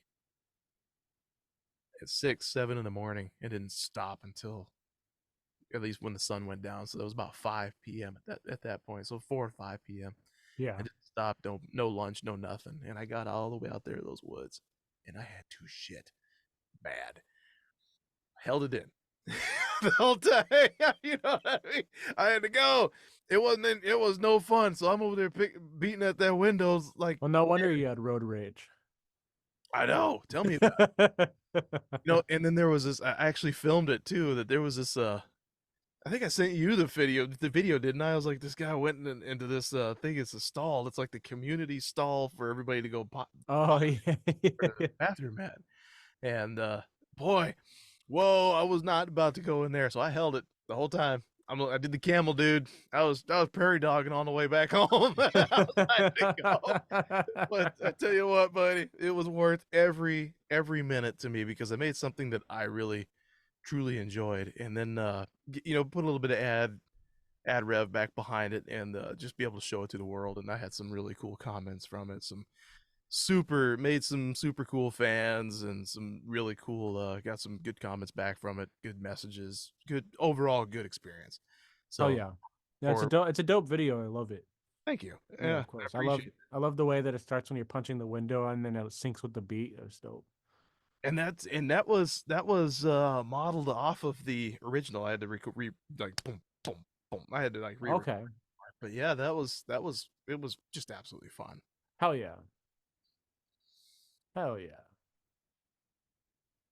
So Halo. Halo. Halo season 2 finally came out 2 years later after we talked about the season finale and just kind of reviewed the entire first season when that came out in what, 2022? Yeah. Yeah. Came out. That's when it was one of the first. I think we talked about that in like the 4th episode of the show. Man, how time flies. Right? But more And importantly, 44 episodes later. yeah. Wow. Yeah, that's it. I didn't even think about that. Congratulations, by the way. Almost Thank you. 50 episodes. Jeez. Yeah, 50 Been doing episodes May 1st. I have to record the 50th episode before I leave to Japan, so I got to do 2 episodes in fucking 19 days. wow. That's a lot of editing. Hey, Yeah. good on you, buddy. I think I'm going to have Hans and Devin on for the 50th episode. So, That's a good way to start it off. yeah, good friends of mine, and I've had them on before, and we have a good chemistry. Sure. And then yeah, man. So as far as Halo's going, I really like the direction that they're going. But I'm here to tell you, I know I didn't read the books like everybody else I tried to. I picked up the book. I think I read like the first one and then put it back down, and I don't really remember much from it. Mm-hmm. Uh, after a while, it's one of those things where the teachers I know the teachers were getting tired of hearing about it, so they say like pick another book. So my go-to after that one was like Bud Not Buddy, because every kid wanted to do Halo, and I was like, oh, I imagine that's probably the same thing that we went through when we heard it. Every kid was loving Elsa, and Yeah. yeah, you know what I mean. Yeah. Was it Frozen? Yeah. Yeah, I know a lot of people obsessed with Frozen. So there's that now, and Peppa Pig. But anyway, yeah, as far as they're going with this series, it's kind of interesting because they put a spin on it this time that wasn't so bad, where they kept making him take it off. They actually just made the decision to just not have the suit, and that was good, I think, on their part. I know that there's people gonna be like, "What are you talking about? It sucked. I'm not gonna watch it." For people who aren't familiar with that, and I understand why they did it, because they wanted to make the age range from 18 to 65 instead of it from being like 18 to 25, and Yeah. that's what video games are all about. They want to have the younger audience. They know is going to pay. Their parents are going to pay for it. They know that those guys are going to be the ones that are interested, but they have to make their money, and I understand what they're doing. But I don't like what they did to Halsey, but I'm really hoping that Well, we're gonna do full spoilers on this. So anyone listening and you don't want to hear this, if you're gonna watch the episode, if you're gonna watch the show and you haven't yet, then go ahead and just turn the show off now because we're going full spoilers. I got a whole bunch of notes that I wrote down. the black man always has to die first. Why? Well, Why? technically, he didn't die first. The gay people died first. But he black too. Oh, that's true. He's just albino, huh? I guess technically the other guy was like Spanish. Hispanic, yeah. I don't know. I don't care. I don't. Here's the thing that kind of threw me for a loop is, and I'm not saying anything uh technically I guess homophobic. Uh, I don't like that word because it makes it sound like somebody's afraid of them. He's not afraid to. I don't know, an irrational phobia maybe. Yeah, the word phobia is kind of strange, but It's really pushing. in that context, yeah. Yeah, but yeah, and I I I know this. They were very selective, and this is to the point. The reason why they called them Spartans, right? Hmm. They were selective of who they got at birth because they needed like primo the best soldiers possible, and that would have been, I believe, it would have been a something that would not have made them. And if I'm not mistaken, most of them were like chemically castrated, so they were like Well, didn't 100%. didn't didn't he fail the test just like the No, he was the best. oh, okay. According to her, I thought I according to thought I her, thought he failed the fucking the juice up or whatever. yeah, he started having the side effects. Side effects was blindness, and then that that completely makes him somebody who can't fight. You can't fight if you can't see, right? Yeah. He's Batman. Maybe he went blind because he was gay. Yeah, maybe, the old the maybe, old uh the old Pamela Henderson. I mean, I'm not You're gonna go saying anything about blind. it, but maybe like that was their reasoning for why he couldn't become a full Spartan. Mm. He was a little, From what little, I remember reading, they little, were yeah, for sure. a little soft in the wrist. Hey, this the thing is, I don't care whether or not they have that on No, the no, show. yeah. I know there's gonna be. I haven't even looked at the Reddits. Didn't look at anything. I just don't even want to hear. Don't even care. Don't even want to see it because it's not relevant to anything about the show. What is relevant to me is the fact, and man, I hope somebody could actually hear this because I would definitely try out for the part. As I want to see Sergeant Johnson. You would be a great Sergeant Johnson. Don't shake the light bulb. Oh man, No, I mean, you yeah, heard, Marine? yeah. I think you got the facial hair and the voice for it for sure, and the face for it. I think. Plus, he has a Uh, cigar the whole time. Where the hell did he get a cigar at a time when there was like no smoking anyway? yeah, yeah. I also want to clarify just before we move past the gay person thing. Um, I don't have any problem with like lore wise. I don't care that much about the lore. I don't care if they added gay characters. What No, bugs me is that that Hollywood has like a checklist. Like we have to have every minority in there. We have to have everyone in there. And it can't make a movie or a TV show without everyone. They check the list. You know what I mean? And that's the part that bugs me is it's like, um, because there are some people arguing about the show Shogun, which is about feudal era Japan, and it's based on a book where this guy who is a English Navy soldier goes to Japan and kind of teaches one of the shogunate how to fight against uh, the Portuguese, basically, because the Portuguese were trying to go in and colonize Japan, and the English didn't like the Portuguese, so they wanted to uh, conscript the Japanese soldiers to do this. And I only explain that because there were some people mad that there wasn't any black folk in that show. And it's like contextually speaking, there was not very many black people in Japan at that time, or in the English Navy, or in the Portuguese Navy, or you know what I mean. So it's like contextually speaking, like it doesn't make sense to have any people of color in there. You know what I mean? So, like, and so why shoehorn people into any story if contextually speaking they don't need to be there? You know what I mean? Like, and in this case, it's like I don't mind that the character was gay, but does it make sense that like we have to have one of every race and every color of the rainbow in a TV show? Like, do we really need that? Is the question.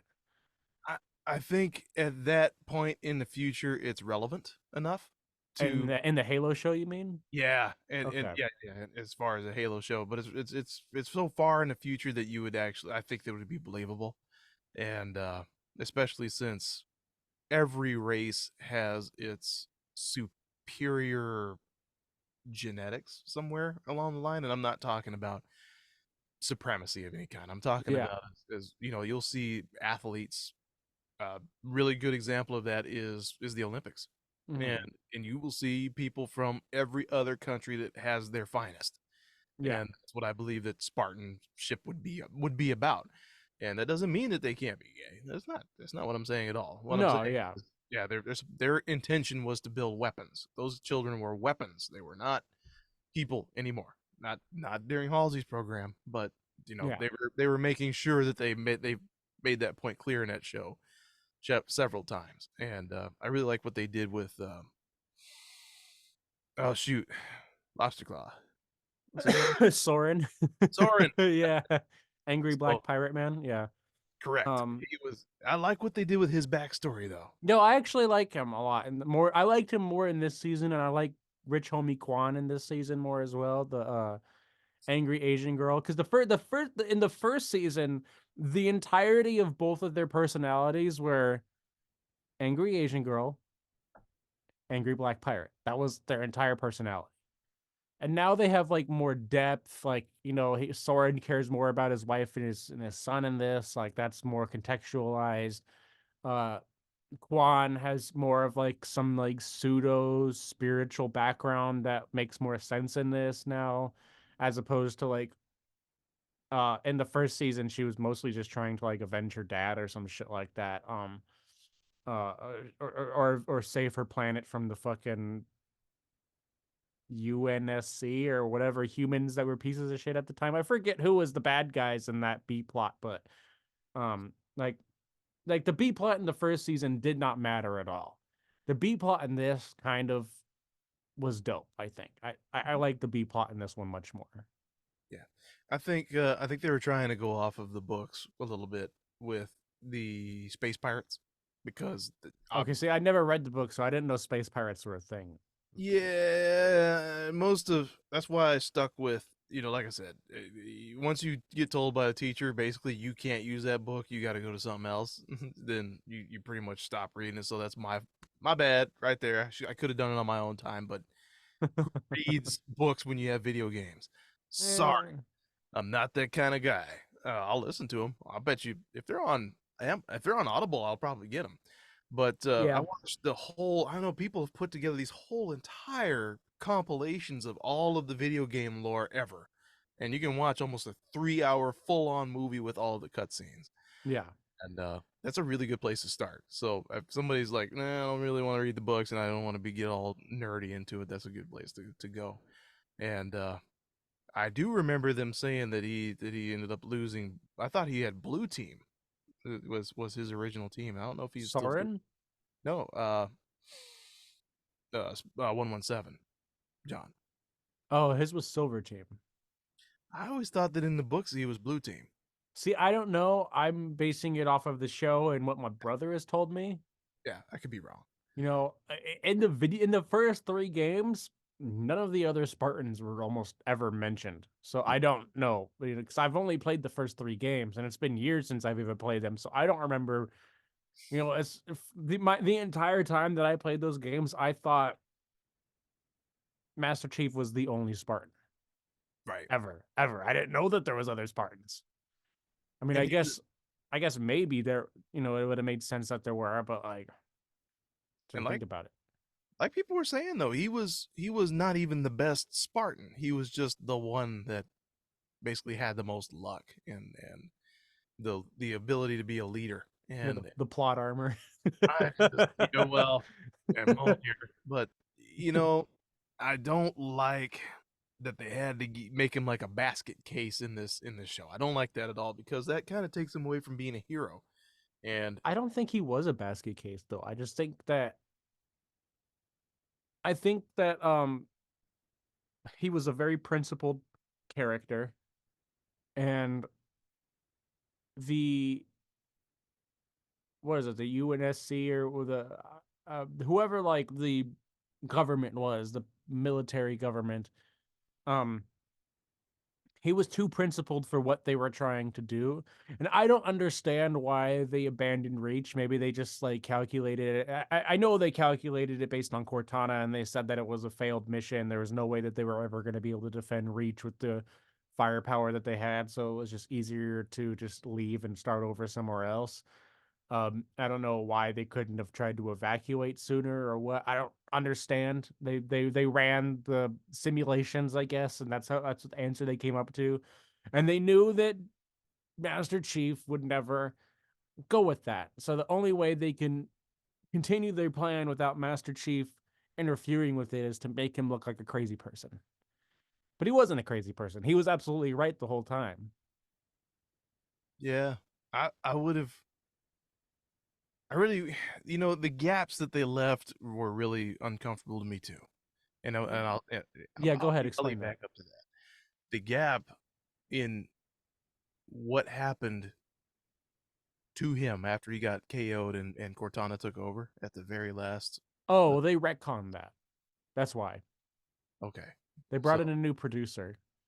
They cut out one of the old producers and they brought in a new production team or whatever. Chapter 11 left and they brought in, I actually wrote this down. And I noticed something uh right away. Okay, so I wrote this down. This season didn't have the Stargate feel to it. Like, remember how I talked? It had like that Stargate SG-1 feel. It didn't have that, and I noticed that Chapter 11 wasn't involved with this current season, and they brought in some other person, a single person named David Weiner. And I said perhaps maybe the SG-1 feeling didn't had something to do with it, but it also may had something to do with the retcon because I also wrote this down. They kind of retconned the ending of the first season, including bringing Master Chief and McKee back from the dead and removing Cortana from Chief's head. Um, that rhymed. right? It did. The bars, bars. Incident, Uh, coincidental bars. but yeah. So I'm not sure if bringing David Weiner in was the reason why they retconned it, or if they decided that people just didn't like the ending, so they decided to retcon it as like a whole. But whatever it was, like, yeah, they absolutely retconned it, and they even actually said that the second season was kind of a soft reboot. Okay, and that makes a lot of sense then, because it seemed like they were still doing a lot of storytelling, but I was very. Uh, Before I go into that anymore, I want to say David Weiner, icy Wiener, not again. But I was very pleased with the send offs that they did, and it was horrible. It was almost beautiful in a way. Send How they off did with who? with Riz, Oh yeah. and I like what they mentioned because you hear about this a lot. I've heard about this a lot from my veteran buddies. Uh, when Vanek got stabbed with the needler, and he said he looked at me confused as to even why we were even there, how we even got there. Hmm. And when he said that, I was like, "Whoa, you! This is like straight up veteran stuff, man." I've heard them Yeah. say that. Like they're like confused, like why are we even here? And then they did, and it's sad, and that tears people up on the inside. And then it kind of makes you go back to that scene where I don't know if you've seen that little cut scene with the pilot of well, he wasn't really even a pilot. I guess he was a stowaway in like Halo 5 or something like that. Where he Yeah, got I pulls never up, saw he says, "I'm not you." it. And Martin, Master Chief says, "We all make mistakes. That's what makes us human." You know what I mean? That's with his Mm, gravelly voice. I'm like, wow, maybe that's what he meant by the mistakes. I like where they were going with this. That his mistake was that it's always survivor's guilt, and yeah. it should have been him and not Vanek. So yeah, but anyway, that's going way off topic. As far as retcon, I did not know they did that, and Yeah. I'm really hoping that they continue with season 3 because I'm sort of invested in it now. I really Yeah, like I it. think this season was really good, and the critics actually, I think the last season got like a 79%, and this one got like an 89% or something like that, or it went up like 10% or more than 10%. So somewhere around the 10% mark, but don't quote me on that. I've had a couple tiny wines in me now, but so numbers aren't my strong suit, but it was 70 to 80 somewhere in there. And so the critics are loving it. The fans, or at least a lot of the vocal Halo diehards, are not loving it, and they're trashing it to this day still. I do think there is or at least I'm hoping there is, because we got a second season, obviously, for a reason. I'm hoping that there is a silent majority of people that are enjoying the show enough for them to continue to like a third, fourth, and fifth season. Like, I think 5 seasons would be perfect for this story that they're telling. Hmm. Yeah, and that's fair. That's a fair aside. I think it would only be, and even if they didn't, okay, don't do that. Do a movie instead. Okay, you know what I mean? It's just do The only problem with a Halo movie, don't get me wrong, a Halo movie could be cool. The only problem with, at least for me, when you're telling these big, like, space epics, and I had this problem with the new Dune movie, because I love the Dune 1 and Dune Part 2 are fucking phenomenal. I think they're some of the best science fiction fucking films that have ever been made. And I stand by that statement. Um, but the problem with doing movies is that with a story like Halo, with as much extensive lore as there is, it's hard to really capture the essence that was created through the video games and the books in, an hour and a half, 2 hour long motion picture. You really need a TV show or like 6 films or something. You know what I mean? Like that's the difficult part. Which is why I'm happy they're doing a TV show for Halo. And I know the Dune movies is getting a third movie, and they're doing a TV show, which is like a prequel. So I'm happy that we're getting some more Dune shit also. But I think that's one of the things that Star Wars and like Star Trek really goes for them, is they have so many films and TV shows to really like expand upon that lore. And Halo, I think, deserves it's 5 seasons, and maybe a movie as well that ties in with the show. But you know, yeah. I would even still I would watch it anyway. I'm mhm. I, I'm not I'm super open minded. Open minded. Sorry, I'm super open minded because and you know this. I mean, Yeah. I will listen to anybody's music if it's good. I'll listen to it. It could be rap. The only thing I don't really go out of my way to listen to is polka. And I get it. yeah, I get that. I won't listen to polka either. it's all the same. Uh, Is there it, any are there even modern polka bands? Is that like a thing? I don't. I'm pretty sure if I head to Seattle, I'll find one. It's that Okay. weird. It's that weird. If not that, Portland. Portland's got to Yeah. have one. Yeah, Everybody, probably. Some they've got to 13 have some one. 13-year-old gypsies out there like, let's make the polka. They're the only states that would have it at all. I mean, I can see some polka in like the Appalachians. I don't think that's okay. You're See, gonna the thing piss is, off a lot of. I don't know enough about polka to know where polka's really from. Where does polka even originate from? I believe Netherlands. So Okay. it's like bagpipes, but not. You know what I mean? It's totally different. And, Yeah. and so I would say Netherlands or Sweden, somewhere in Okay. there. And I will say this: you go piss off a whole lot of Southerners. They don't do polka. That's bluegrass and country. I'm sure there's a polka band down there. There's got to be, like, statistically. No, no, they get chased out of town. No, no. Okay. Maybe Anyways, Florida. what were you saying Florida. before we got off onto this fucking polka tangent? Oh, that I'll listen to pretty much anything, and I'll pretty much watch anything once and give it a good shot and give it a good try. I don't think it'll. That's why I'm kind of enjoying the Halo series. Yeah. I mean, they started off with a bang and showed like booty cheeks like right out the gate, and then they went over to having her being, they were, Fully dressed. yeah, I mean, but then they bring along the arbiter, and he's not Keith David, and I'm a little upset about that, but what do you do?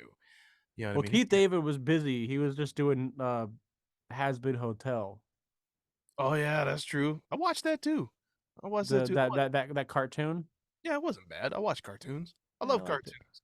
I'm to the point now. I look, I don't talk about it a lot, but I am a diehard Has Been Hotel fan. I binge watched the whole season like 3 times on Amazon. Yeah, I saw it once, and Yeah. I have to say, I was pleasant. I was actually surprised that they dialed down the innuendos and stuff. Yeah, they toned it back from like the this season. What is it? The pilot. There we go. The pilot. That's one of those things though, where you see and hear like before they had a lot of the LGBTQ stuff in there. I saw the pilot that was on YouTube, and I know they dialed it back, but it's symbolically sort of fitting because if you think about it, hell is full of sin. Yeah. People consider LGBTQ stuff to be sin, so they could just kind Mhm. of go rampant with it if they wanted to. That is supposed to be hell. That's supposed to be what it is, Yeah. and so it made total sense to me. A lot of people, I know most of the people that I know would be like, you know, you know what I mean? No, yeah, That, it's what? a little much for a lot of people, but like I mean, it was refreshing to see kind of like a violent adult cartoon musical that kind of was like the antithesis to Disney. And their music was good. The music is fantastic. It was very well put together, Yes, very well composed. The there's a singing, couple bad songs in there, a couple at least mid songs, but yeah, there's some really good stuff in there. the slower ones was annoying, but it was really cool to see Alistair Yeah. sing. It was a Radio Yeah. Demon. It was really cool. I've always been, listen. I kind of like the Radio Demon because I used to mess with CB radios a lot. Yeah, And yeah, yeah. radios, I like AM radio. I like Yeah. hot sound, and quite Yeah. frankly, if you haven't noticed, here's an Easter egg. If anybody's watching this, I'm not gonna put this in a short. But I will say this: the guy, the voice acting that I did on in my zone with Cut Calhoun and Pure Verb, that if you hear the little disclaimer guy at the very first, he goes, the story is told here, not to be misconstrued with, you know what I mean? Mhm. It kind of goes in, but that was designed off that guy's character. So Okay. I was actually that was where I got the inspiration Okay. to kind of do that. Just I didn't, I don't know why I made this assumption, but I didn't think Has Been Hotel would be up your alley. no, it a lot of people don't. You would look at me and think NASCAR, which I like going to NH. Brother, I love going to NHRA. I like cars. I like gasoline and punchline, diesel. I like welding. I like it all. And I also Mhm. like my cartoons. If I find a cartoon I like, I'm gonna watch it. I Mhm. liked Adventure Time. I'm Yeah, not Adventure gonna go Time was good. dress up like it, but somebody I see you dress up like fucking like Jake Jake. the Dog. Yeah, yeah, yeah, yeah. If somebody got me a Jake the Dog hat, I'd wear it. You know what I mean? I'm not gonna turn it down, but Yeah. I'm not gonna go actively purchase. Yeah, I completely get what you're saying. Yeah, and it has nothing to do with my lack of support or the lack thereof of support of the show. I really do enjoy those shows and stuff. What was one of the other ones that I recently heard about and I looked into? And besides that, being wanting to be get further into voice acting and stuff like that, which you kind of have to do your homework and see what people are looking for these days. You can't just stick with this here old big old southern guy. Yeah, you really got to like practice and come up with your own voices and shit too. Yeah. Right. And so I kind of look and see what's out there. And there was this one called like barely We Bear Bears. That's it. I And don't I know saw that that. one. I know it's a Cartoon Network thing, and I saw it come on one time, and I was like, I'll just see what it's all about. We Bear Bears, and I was like, this was actually pretty good. It's got Spence in it. Sorry, not Spence. The guy from Ratatouille. What's the guy's name? Oh, okay. I don't know. I don't know. Yeah, I don't it remember. had him in one of the ones. He was playing a koala bear that was like trying to run this empire, and it was like, That's kind of Okay. funny. I didn't know that was him on there. And it's really cool to see a lot of veteran actors and stuff like that getting those jobs. Anyway, Yeah, I like video games and stuff better where I'm just doing like one liners. That's why I said, man, I hey, feel that. I'm 100% down. I want to know where to fill out the application because I really like to do Sergeant Johnson. I'm sorry. I'm sure you could sign up to fucking LA casting or something and put your name in the hat, but I tried backstage and that is a oh god, backstage I think is a joke. it I is a mean, ripoff.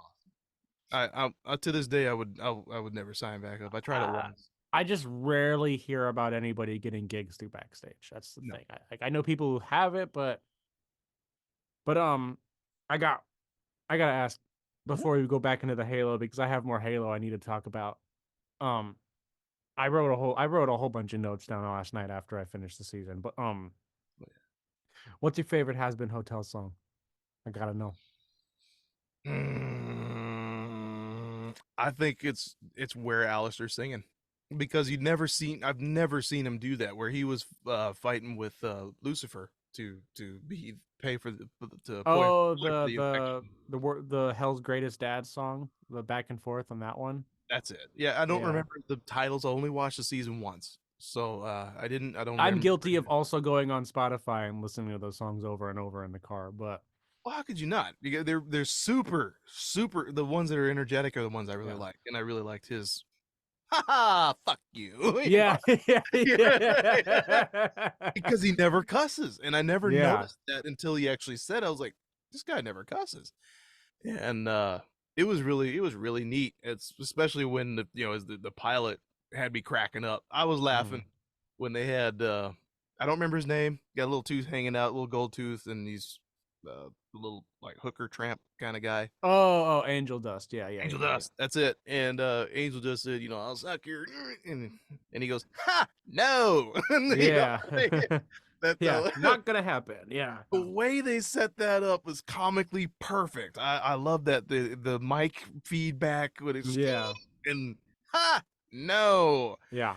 And he kept doing it for a while until he actually started healing. And then oh man, dude. All right, before we get back into Halo, I gotta say, cherry on top of that whole season was Snake Boy going up yonder. Oh, That was yeah, yeah, cool. yeah, yeah, yeah, yeah, yeah. Fucking it was nice to see Serpentious. Serpentious Yeah. was cool, man. He Yeah. was my second favorite character. Yeah, I like him. Who's your favorite? Oh, Alistair's your favorite character. Yeah, that's right. Yeah. Yeah, Alistair's dope. I like him. Fucking I I, liked all the characters in that show, honestly. I yeah. think they're all lovable. The only one that I had a hard time getting into was Keith David's voice is Husk. I because I'm so familiar with Keith David, which is the whole reason we got into the conversation here. It's hard to like look past the man in other movies that I've seen him in. You know what I mean? And like heard him in. So it's like it's very difficult to get past his recognizable voice, you know. Yeah, especially when he comes from Saints Row and you hear like the most awkward cussing coming from a guy that's like should be reading documentaries and stuff like that. So Yeah. you all motherfuckers better come around here.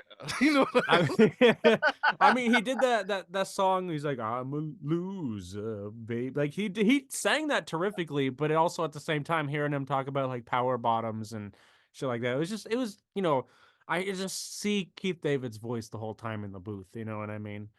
yeah, Um, I but still yeah. I want to meet Keith David so Oh, bad I bet he's a great guy. Fantastic, I'm sure. because he's so dynamic, man. And then Yeah. on top of that, with him in barbershop and I never seen Barbershop. oh man, with Ice Cube, classic. Yeah, I'll But have to yeah, watch that. I would definitely recommend it. 10 out of 10. Okay. But yeah, I won't spoil anything else for you because he's a loan shark and he's cool as hell. So, Okay. Okay.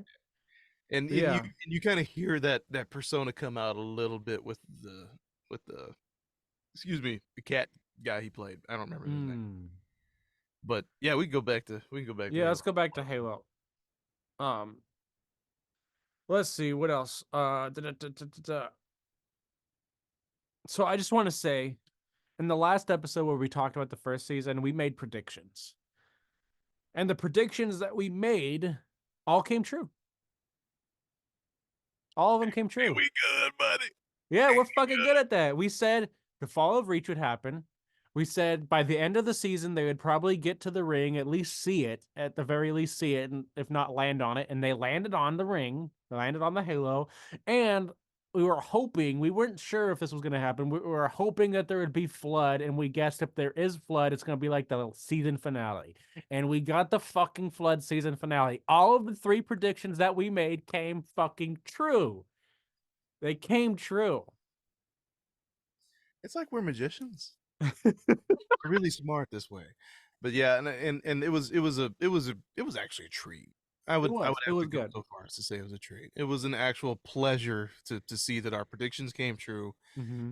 Uh, Unfortunately, we saw the passing of Vanek. I don't like how he went out, but I anything can happen at any time, and it made it real because I don't like that it happened to him. Is that you? That's how you know that it was a good death. Well, that's one of the things that, because I wrote some pros and cons about the season for me, and one of my favorite things is tragic character deaths, killing off characters and knowing they're never gonna come back. And it sucks. It sucks, but that's what makes that so much more tragic. Because nowadays we have these Marvel movies where like characters don't fucking die. Like, yeah, sure they might die, but like with the multiverse and all the magic, people come back to life all the time. They just come back when they decide that they need more money. You know what I mean? So it's like it's nice to know that these characters are dead and they're gone for good. Not because I didn't like the characters, not because I didn't like the actors, but because it hits so much harder when like the stakes are there in the show. You know what I mean? Like when the stakes are real. That's one of the reasons why I liked Lost. The show Lost. Like the show Lost sucks, but I was getting ready to say it too. I get you. I it get sucks, but the stakes for the characters were real because characters died and they stayed dead up until the last scene of the very last episode. That was it. But when they died, they were dead. You know, that's it. Eh, you. Sorry. Go ahead. Breaking Bad, the stakes were real in Breaking Bad. That's one of the reasons why it was so good because any of the characters could have died at any point. You know what I mean? And we find in the tragedy of Walter White dying at the very end was fantastic. Did you ever see Breaking Bad? Oh yeah. Yeah, I was just Okay, getting ready to go. okay. Ding ding ding ding ding ding ding but that's my point though. Like characters are just so important for shows like this because when the stakes are too low when nobody can actually die and you know the good guys are gonna win, they're gonna come out on top, everyone's gonna have a happy ending and right off into the sunset. Like sure it's cute, sure it's pretty, but like it takes away all of the being on the edge of my seat when I know that everything's gonna be fine. Yeah. Because Yeah. it's I get you. And yeah, that's always it's always really tough. All of the good books that I've ever read had permadeath. Mhm. And that's and when I say read, listen to, whatever. Uh Anytime there was a permadeath, it was hard. And you know, you listen to stuff like that, and since books you can read them and it takes a lot longer to develop the story and stuff like that, you get more of an attachment to them.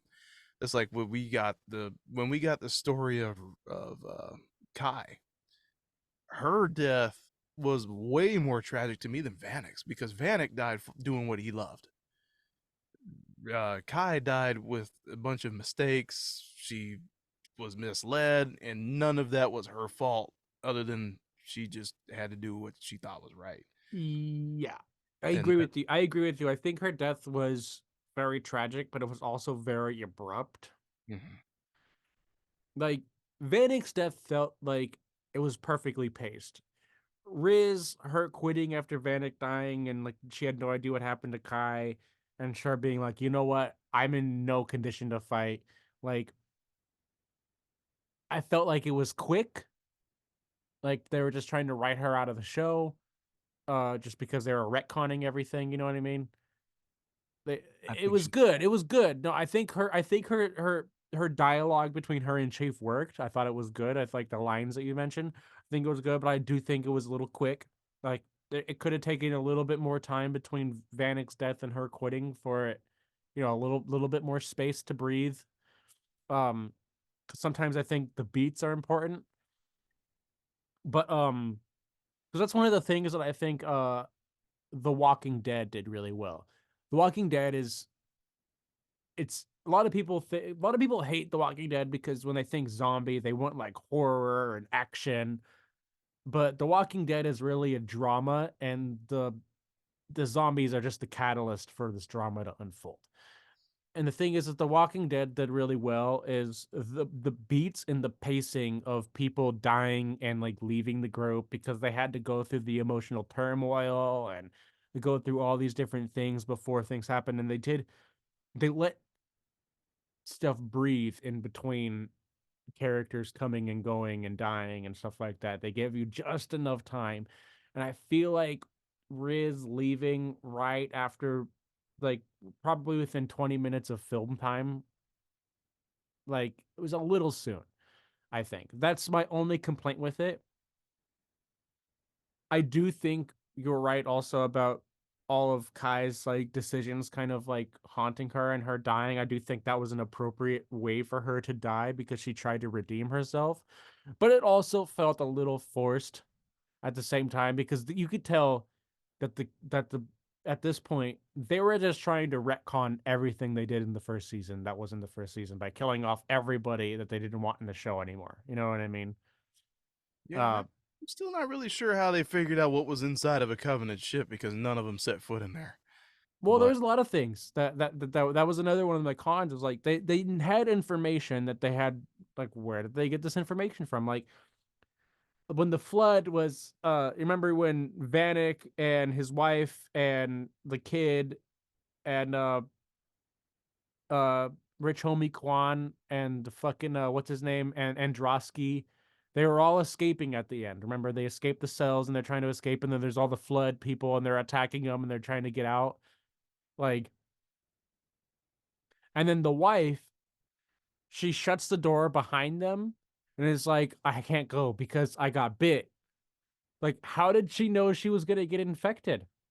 None of them had any prior information or knowledge about the flood before this incident. So how'd she know, like, that she would get like zombified by that? Like, how did she know that the bite was gonna turn her into one of them?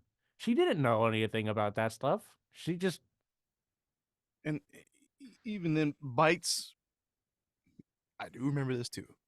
It was never the bites or the touching that had anything to do with them getting sick. It was one spore was enough to do it. Mhm. So by all rights, all of them should have been dead.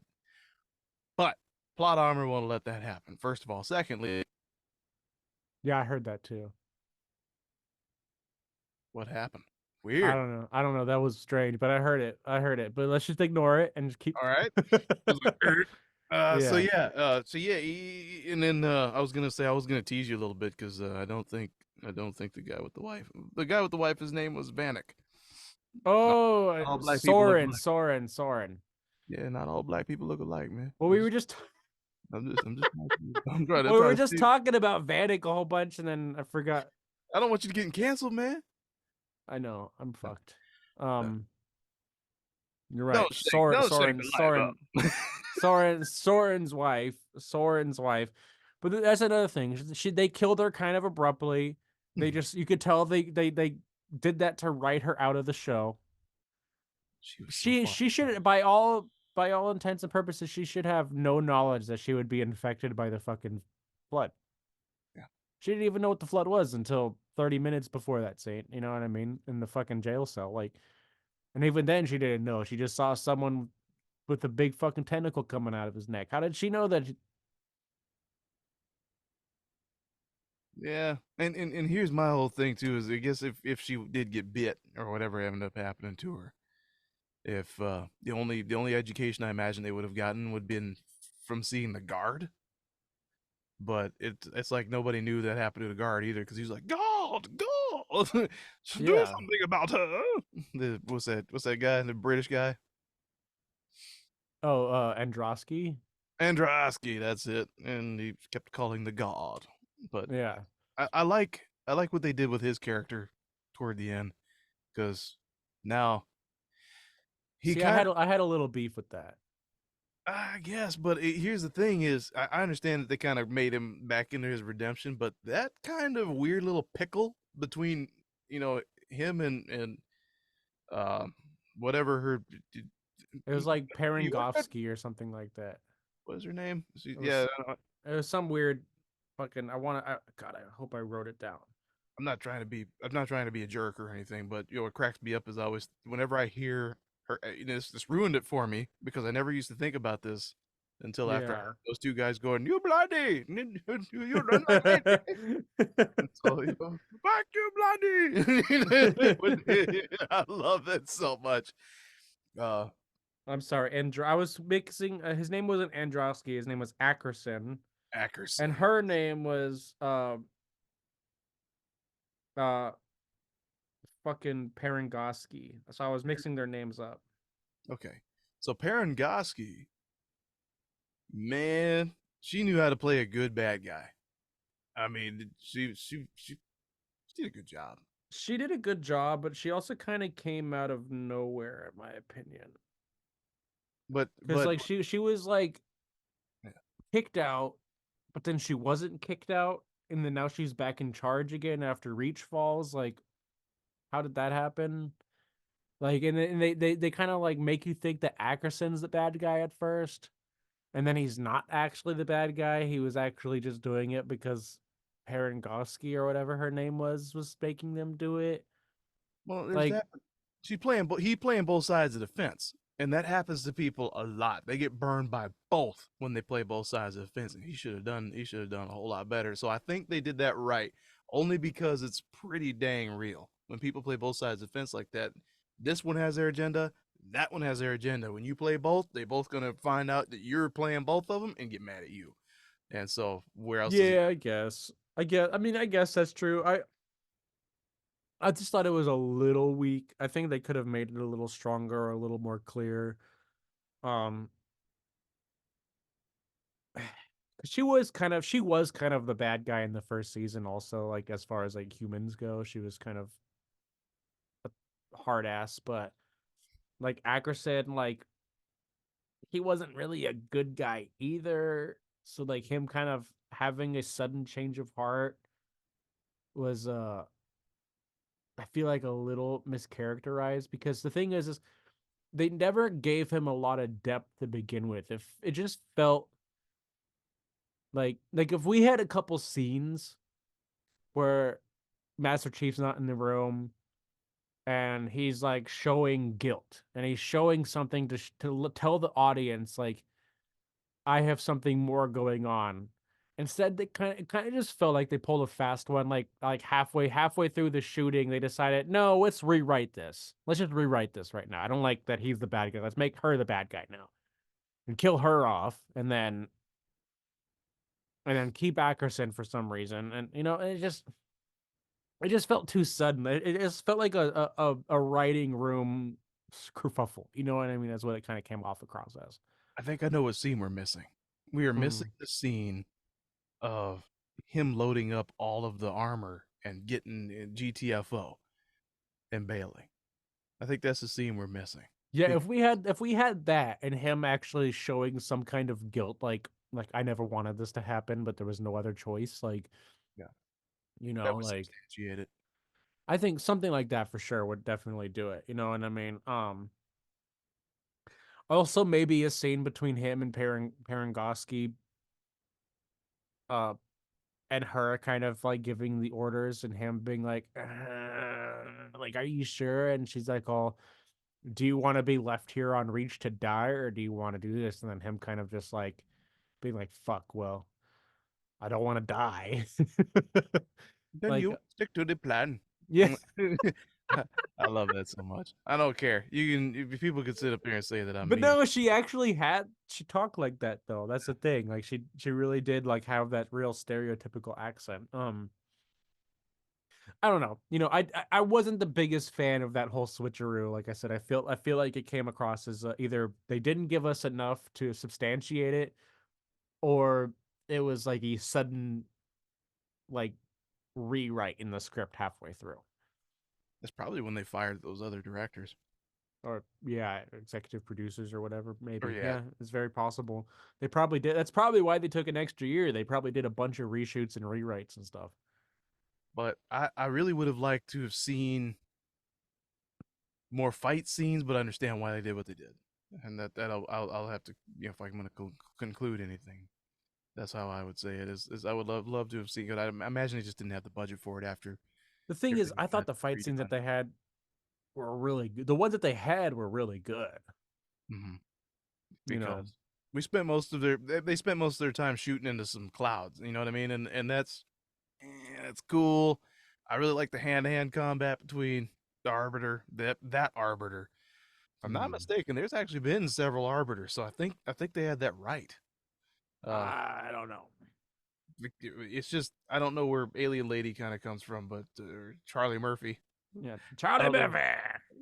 I don't know where she kind of falls into place with all that, but I would really like to have seen her interact with the light bulb. But that's all right. I would like to see if they bring in. They're moving along real fast, so it makes me wonder if we would see uh, a rogue Cortana and Forerunner next. Who was the Forerunner?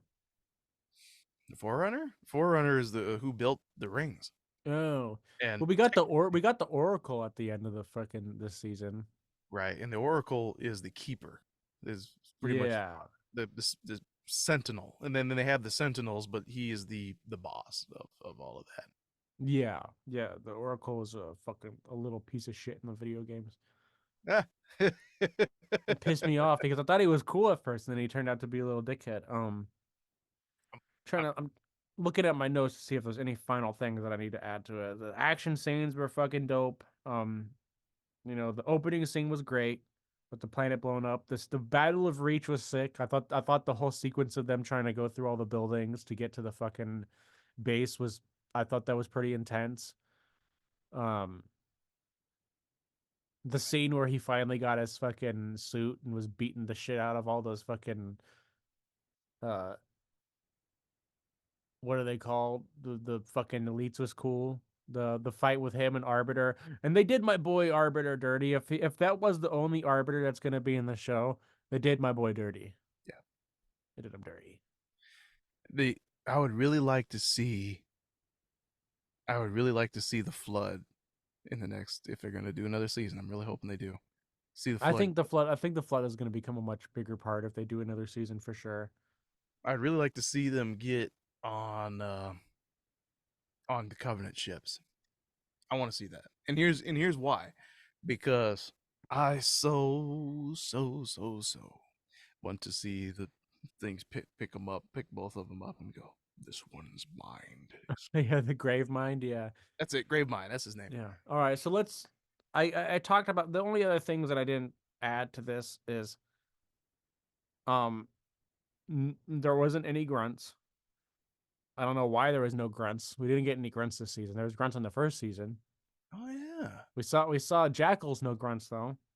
Uh, there was still the issue of him not wearing his armor very often, which I'm like, whatever. I would love to see him in his armor, but I get why they didn't do it. It was not only just for plot reasons, but also because um I think a lot of people I think they want to differentiate from the fucking Mandalorian. Mm-hmm. The Mandalorian is the main character is in armor the whole time, so I think they didn't want to do the same thing and kind of pigeonholed themselves. And then not enough Charlie Murphy ass in this season. Um, They were like beacons too. She was white. yeah. She was fully clothed, and you never. I don't think there was a single scene that showed her below the waist, except for like from 10 feet away or more. I mean, when they first did it, that was kind of like to me. they were Uh, those were bright, man. I mean, they did that intentionally. I think they did that to be able to sell the show a little bit more, and well, sex there was no cheeks in this. He didn't even in the first season. We also saw fucking Master Chief's cheeks. We got Master Cheeks. You know what I mean? So like, sells. like there was no booty in this season. It That's was okay. I'm okay with that. we had a booty deficit. I'm okay.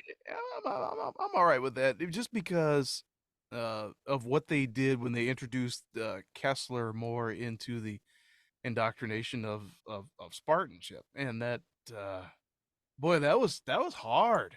That was hard to watch because I was really hoping there was a part of me that was really rooting for both parents. I didn't know who to and I guess that's kind of cool in a way that they did that because that put you in the position of like the kid. What would you decide? Would you want to see and test your mettle and see how you did to be a fighter like your dad? Or would you want Mm, to be like do like mom said and get the heck out of Dodge because they kidnapped you in order to do it? You know what I mean? I well, really like that. yeah, I thought that was an interesting take, but it was also very short lived. They ended up just both kind of being like, we need to get them the hell out of here. But it was a nice thought that they gave to it. You know what I mean? It's another one of those things where I feel like the show just had a pacing issue, and I think they try to fit a lot into one season. The fall of Reach, the flood, the fucking killing off all these characters. You know, kill off Halsey. They kill off fucking everybody or retire them. Because who we have left? We have Quan, we have Soren, Kessler, Ackerson, Master Chief, and McKee. It's like the only characters we have left. Yeah. And then Halsey's daughter. Halsey's daughter too. Mhm. That's it. Yeah, I think what would probably end up happening. I'm really hoping that they do this is they bring back Cortana in a much bigger way. I Yeah. don't. Well, they've did a whole. Did you notice that they remade Cortana's character? Like, if you look at her from the first season to the second season, they changed the way she looks a lot drastically. I think they changed in the first season like two or three times. Maybe I don't remember. I think the first season she was. I don't know. I think she looked better in the first season. I'm just gonna put it that way. Like the physical character. I like that she's blue in this season, all the way blue. But like the way that she looks in this season, just looks a little homely. She looks more like yeah, look like a secretary. She does that definitely has that. Well, yeah, and the thing is I want her to be sexy because in the game she was sexy. Yeah, yeah, and that showed the true bond between Master Chief and her, which I never really understood that completely. But dude, there are people out there nowadays who have AI girlfriends, so do not knock it till you try it. Not gonna try it.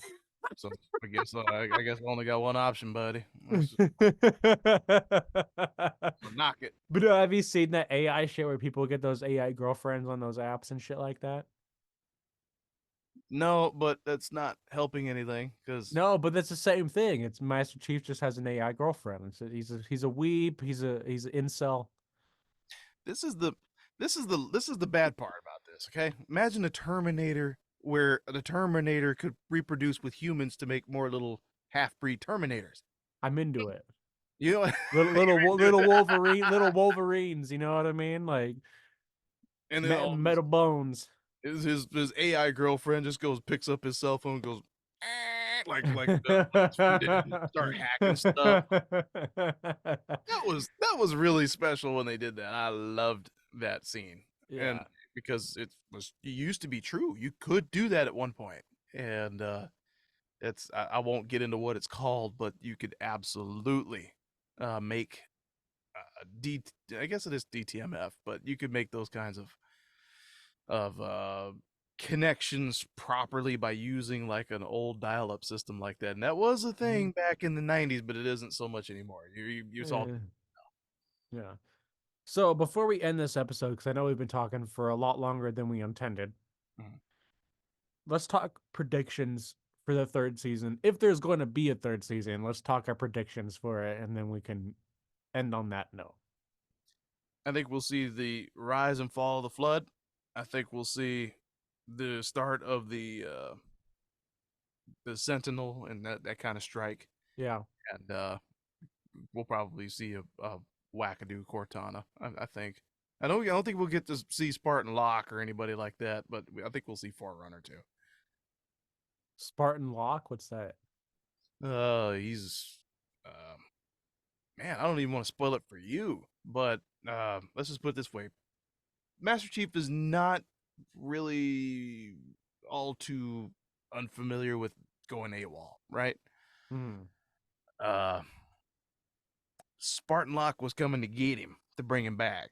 And Mm. he one was I should say John 117 there decided he was going to go chase after Cortana after she decided she went rogue. And what ended up happening with her when she went rogue is she went rampant. She fell victim to rampancy. They AIs think themselves to death. And it's to the point where they've thought so much that they just can't think anymore, and so Mm. they go nuts. So if you get a chance, check out some of those video game lores. I think I sent it to you. You sent it to me once. I just didn't watch it. I'm not gonna lie. Of We course sent not. it the last time we talked about it.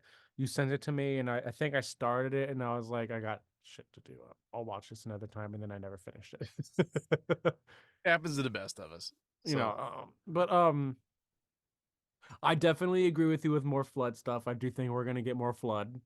I do think we're gonna get more sentinels,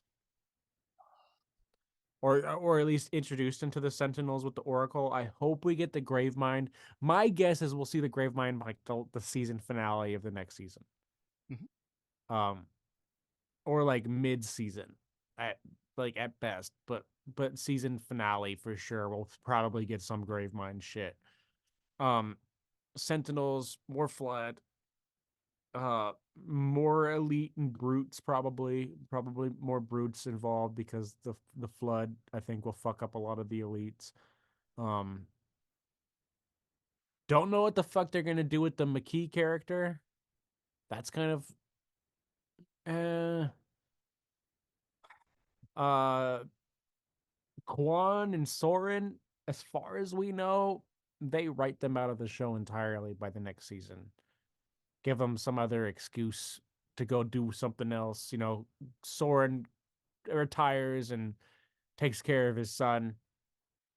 Um, Quan, they might bring back to do something, but I just don't know what the fuck she's gonna do. What the fuck is she gonna do? You know, I could see Soren wanting to fight, but now that his mom's not there, I could also see him being like, I'm done. I'm gonna be a father, and that's it." You know what I mean? I think Homie Quan might end up being a third selected. A third what?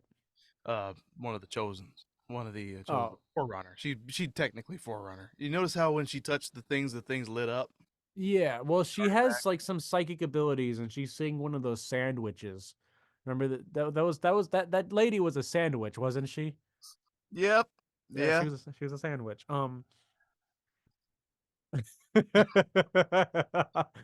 From the first season. If I'm not mistaken, she was one of the sandwiches from the first season, right? Right? Wrong? No? I think so. I think so because we were talking about it. We were like, we got sandwiches because you had that hit song come out, man. Yeah, there are witches in the sand. I'm pretty sure she was one of them that was feeding her peyote and she would fight Master Chief and stuff in the hallucination. But Oh, yeah. I don't think she's one of those cult. I think yeah, the affiliation is there, but I don't think she was part of that. she wasn't there, but she was like one of the same witch kind of people, right? Okay. Well, I gotta go back because I'm pretty sure she was in the first season also, but I don't know. Maybe I'm wrong. I mean, I think she has more to do with the story in the next season than. I mean, Soren and Kessler might be involved, but I wouldn't be surprised if they write him out so that he could just go be a dad. I wouldn't be surprised if they do that. Ackerson, no fucking clue. Halsey's daughter, no fucking clue. Halsey's daughter, I think, is gonna make her whole vibe, her whole shtick be about trying to figure out the flood to defeat them so that she could bring her mom out of the fucking cryo chamber. The cure for the I think her whole thing is gonna try to find the cure and defeat the flood. That's her whole thing. Uh um but yeah, I think that's my predictions for the show. It's about as far as I can predict that far forward. Yeah, I'd say it's a fair assessment. Hmm. Yeah, there's nothing wrong with that at all. I mean, I would really actually genuinely like to see a new season anyway, just because Oh, absolutely. Yeah. I really liked this season. I think it's just fun. It's something. Here's the thing: from I don't play video games every day, and I don't play Halo every day. I don't play a lot of things. I do music, and I run my music business, and then I like to do something else. I Mm. love looking up gear and stuff like that, but I really like to just focus on something else for a while. So I watched all of Beavis and Butthead. Mm. I watched The Has Been Hotel. I watched this. You know what I mean? So I like to do other stuff other than you know constantly looking for the next frequency. After a while, the new sounds and stuff like that, and I could do that all day and never get tired. I But get it. there is a time when you do need to just turn off the car, let it cool down, and you can turn it back on and then keep driving. So like the cool down periods are nice. That's why I like being on this show. It's fun, and besides that, Yeah. I get to make cool content with you, and I think we got enough this time to Yeah. make some cool shorts and stuff like that too. Because Ah, you put some knowledge out there, man. I like it. thank you. Thank you. I mean, dude, I'm so behind on fucking cutting up shorts, man. I'm so behind on it. I got like, it just keeps adding up. I got like 8 videos I need to cut up still. It's fucking ridiculous. But that's my least favorite part about doing this stuff. I don't mind putting stuff up on YouTube, but cutting up the shorts and editing it, it's not hard. It's just time consuming. It's tedious. Yeah, it's tedious. It's like Um, there's people who love it. It's just like animation. I cannot draw. yeah, God, I man. can't draw. You should see people like when I'm doing storyboarding and stuff like that for shoots. Man, I'll draw like little stick figures, and I drew a horse that looked like a crab, kind of, and they're just like laughing. They're kind of like, "Oh, you're supposed to be able to shoot this video." I'm going, "Yeah, you laugh at my stick figures right now, but wait until you see the pretty shots that's coming next." All Yeah, right, I draw like a fourth grader, and I'm proud of I feel that. I it. feel that. But yeah, man, I'm glad to have you on. Is there anything that you want to add to, anything you want to plug, just talk about last minute before we end this? Well, sure. There's always something to talk about. But I will say this. Thank you again for having me on the show. First of all, and secondly, thank you for being a patron of my services. And I always pitch them when I'm here and say if you guys ever need any help, I'm gonna start doing more consultations. And I want to try to do this creating some presets for some other people like this, and I'd like to really make a video on that. So you have somebody you have in mind or something like that. It'd be really cool. And I'm looking forward to the projects we have coming up this year, and I really want to see you take this to a whole new level. And maybe we could talk about it a little bit after the show. But I want to see you make some content in Japan to put on here. That's gonna be cool Yeah, well, give me some ideas. Maybe I'll do something, but because people who kind of go abroad, there's been some really cool vlogging when you go abroad to different countries seems like I was thinking about doing some kind of travel blog thing or vlog thing or something for maybe the episode that I do when I get back, but just not sure what that's gonna look like yet. So, a lot of Godzilla. well, there's definitely gonna be a lot of Godzilla on my trip, man. I spent a few hours earlier today just like booking train rides and museums and looking up, just researching a bunch of cool shit to do. I found a place where uh I reserved it for $25 per person. It's all you can drink sake for 5 hours. Nani?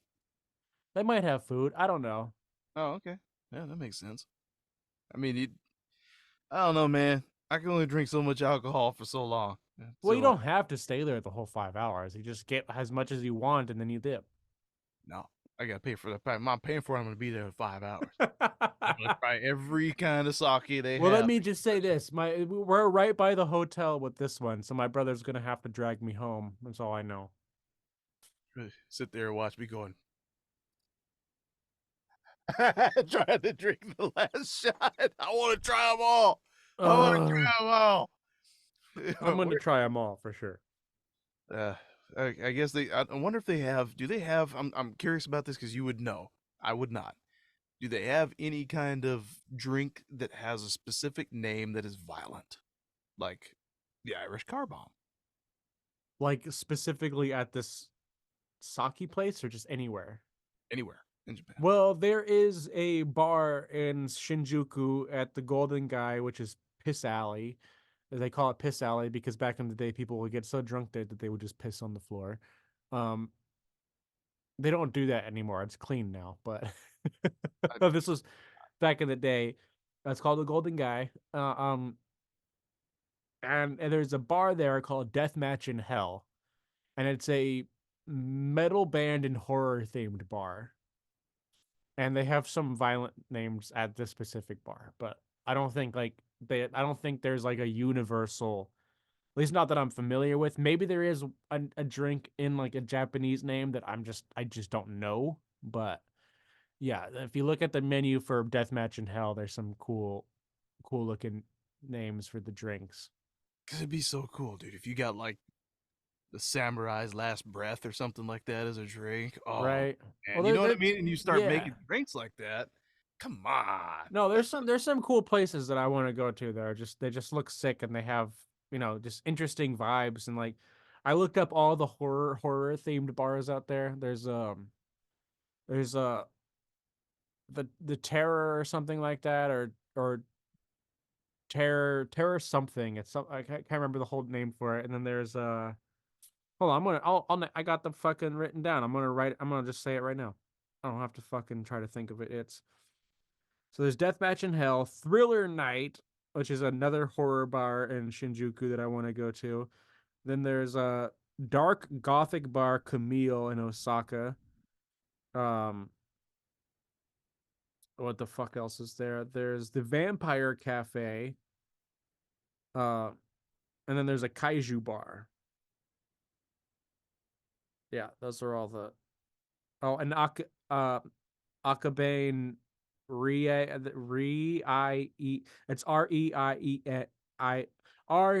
I don't know how to pronounce that fucking Rien. Those are all horror bars. E-I-E-I-O. Yeah. Well, technically, the kaiju bar isn't horror, but you go in there and there's like big kaiju statues and shit like that, and it's like dope. But Oh man, you can have a Mothra on the rocks. oh yeah, uh, dude, the food and the drinks is like my favorite thing that I can't wait to have there. Oh yeah, makes Yeah, sense. yeah. Well, cool, man. I'm Hell I'm yeah, man. I'm excited to see it. So I'll just think. Here's what I would do if I were you. Anything that you would do for the Instagram, do for the gram. You film it first, and then you do it for the gram. That'll give you the content you need. Well, I'll definitely be filming a lot of stuff and taking pictures of a lot of things, and you know, for the Coming back over gram, time. and then I'll probably do some, I'll film it also and use it as how we do the Instagram clips or the TikTok clips, and then at the bottom I'll have like the things that go with it. I'll when I talk about shit, I'll put those videos in there instead. One of the coolest things I will say this. I'm going to say that this one guy. I don't know. He's some kid that last I knew of. The kid was like 19 years old, 20 years old, something like that. He went to Japan and there was like these little places he could sleep in, like a little pocket almost. He's Yeah, the pods. the pods, sleep pods. Dude, Yeah. the pods are cheap as fuck. It's one of the cheapest ways to sleep in Japan, man. I was looking at this shit and like some of the pods range, depending on where you book it, range from like 27 to like $50 a night. And that's fucking cheap for a hotel, man. You know what I mean? You're trying to go to another country and sleep for cheap. That's the best way to do it, is get pod. You can go to manga capsule hotels. So you go and they have manga all over the place that you can read. And in between the shelves, there's pods.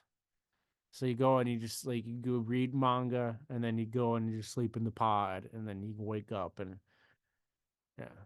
It's weird. It's weird. It's bizarre. They have weird, bizarre shit there. Wonder how close. I wonder if AI could bring us in the cryopods. That'd be cool. That's a conversation for a different day. For sure. And on that note, let's call it. All right, buddy. All right, man. Thank you very Take care. much for coming on. Thanks, guys, for watching. Make sure you subscribe to Zach Meister's Meister Menagerie and you check out Rich Moore. Yeah, it's richmoremusic.com. Yes, it is. Do All right. that. And I'll talk to you soon. All right. See you later, buddy. Same.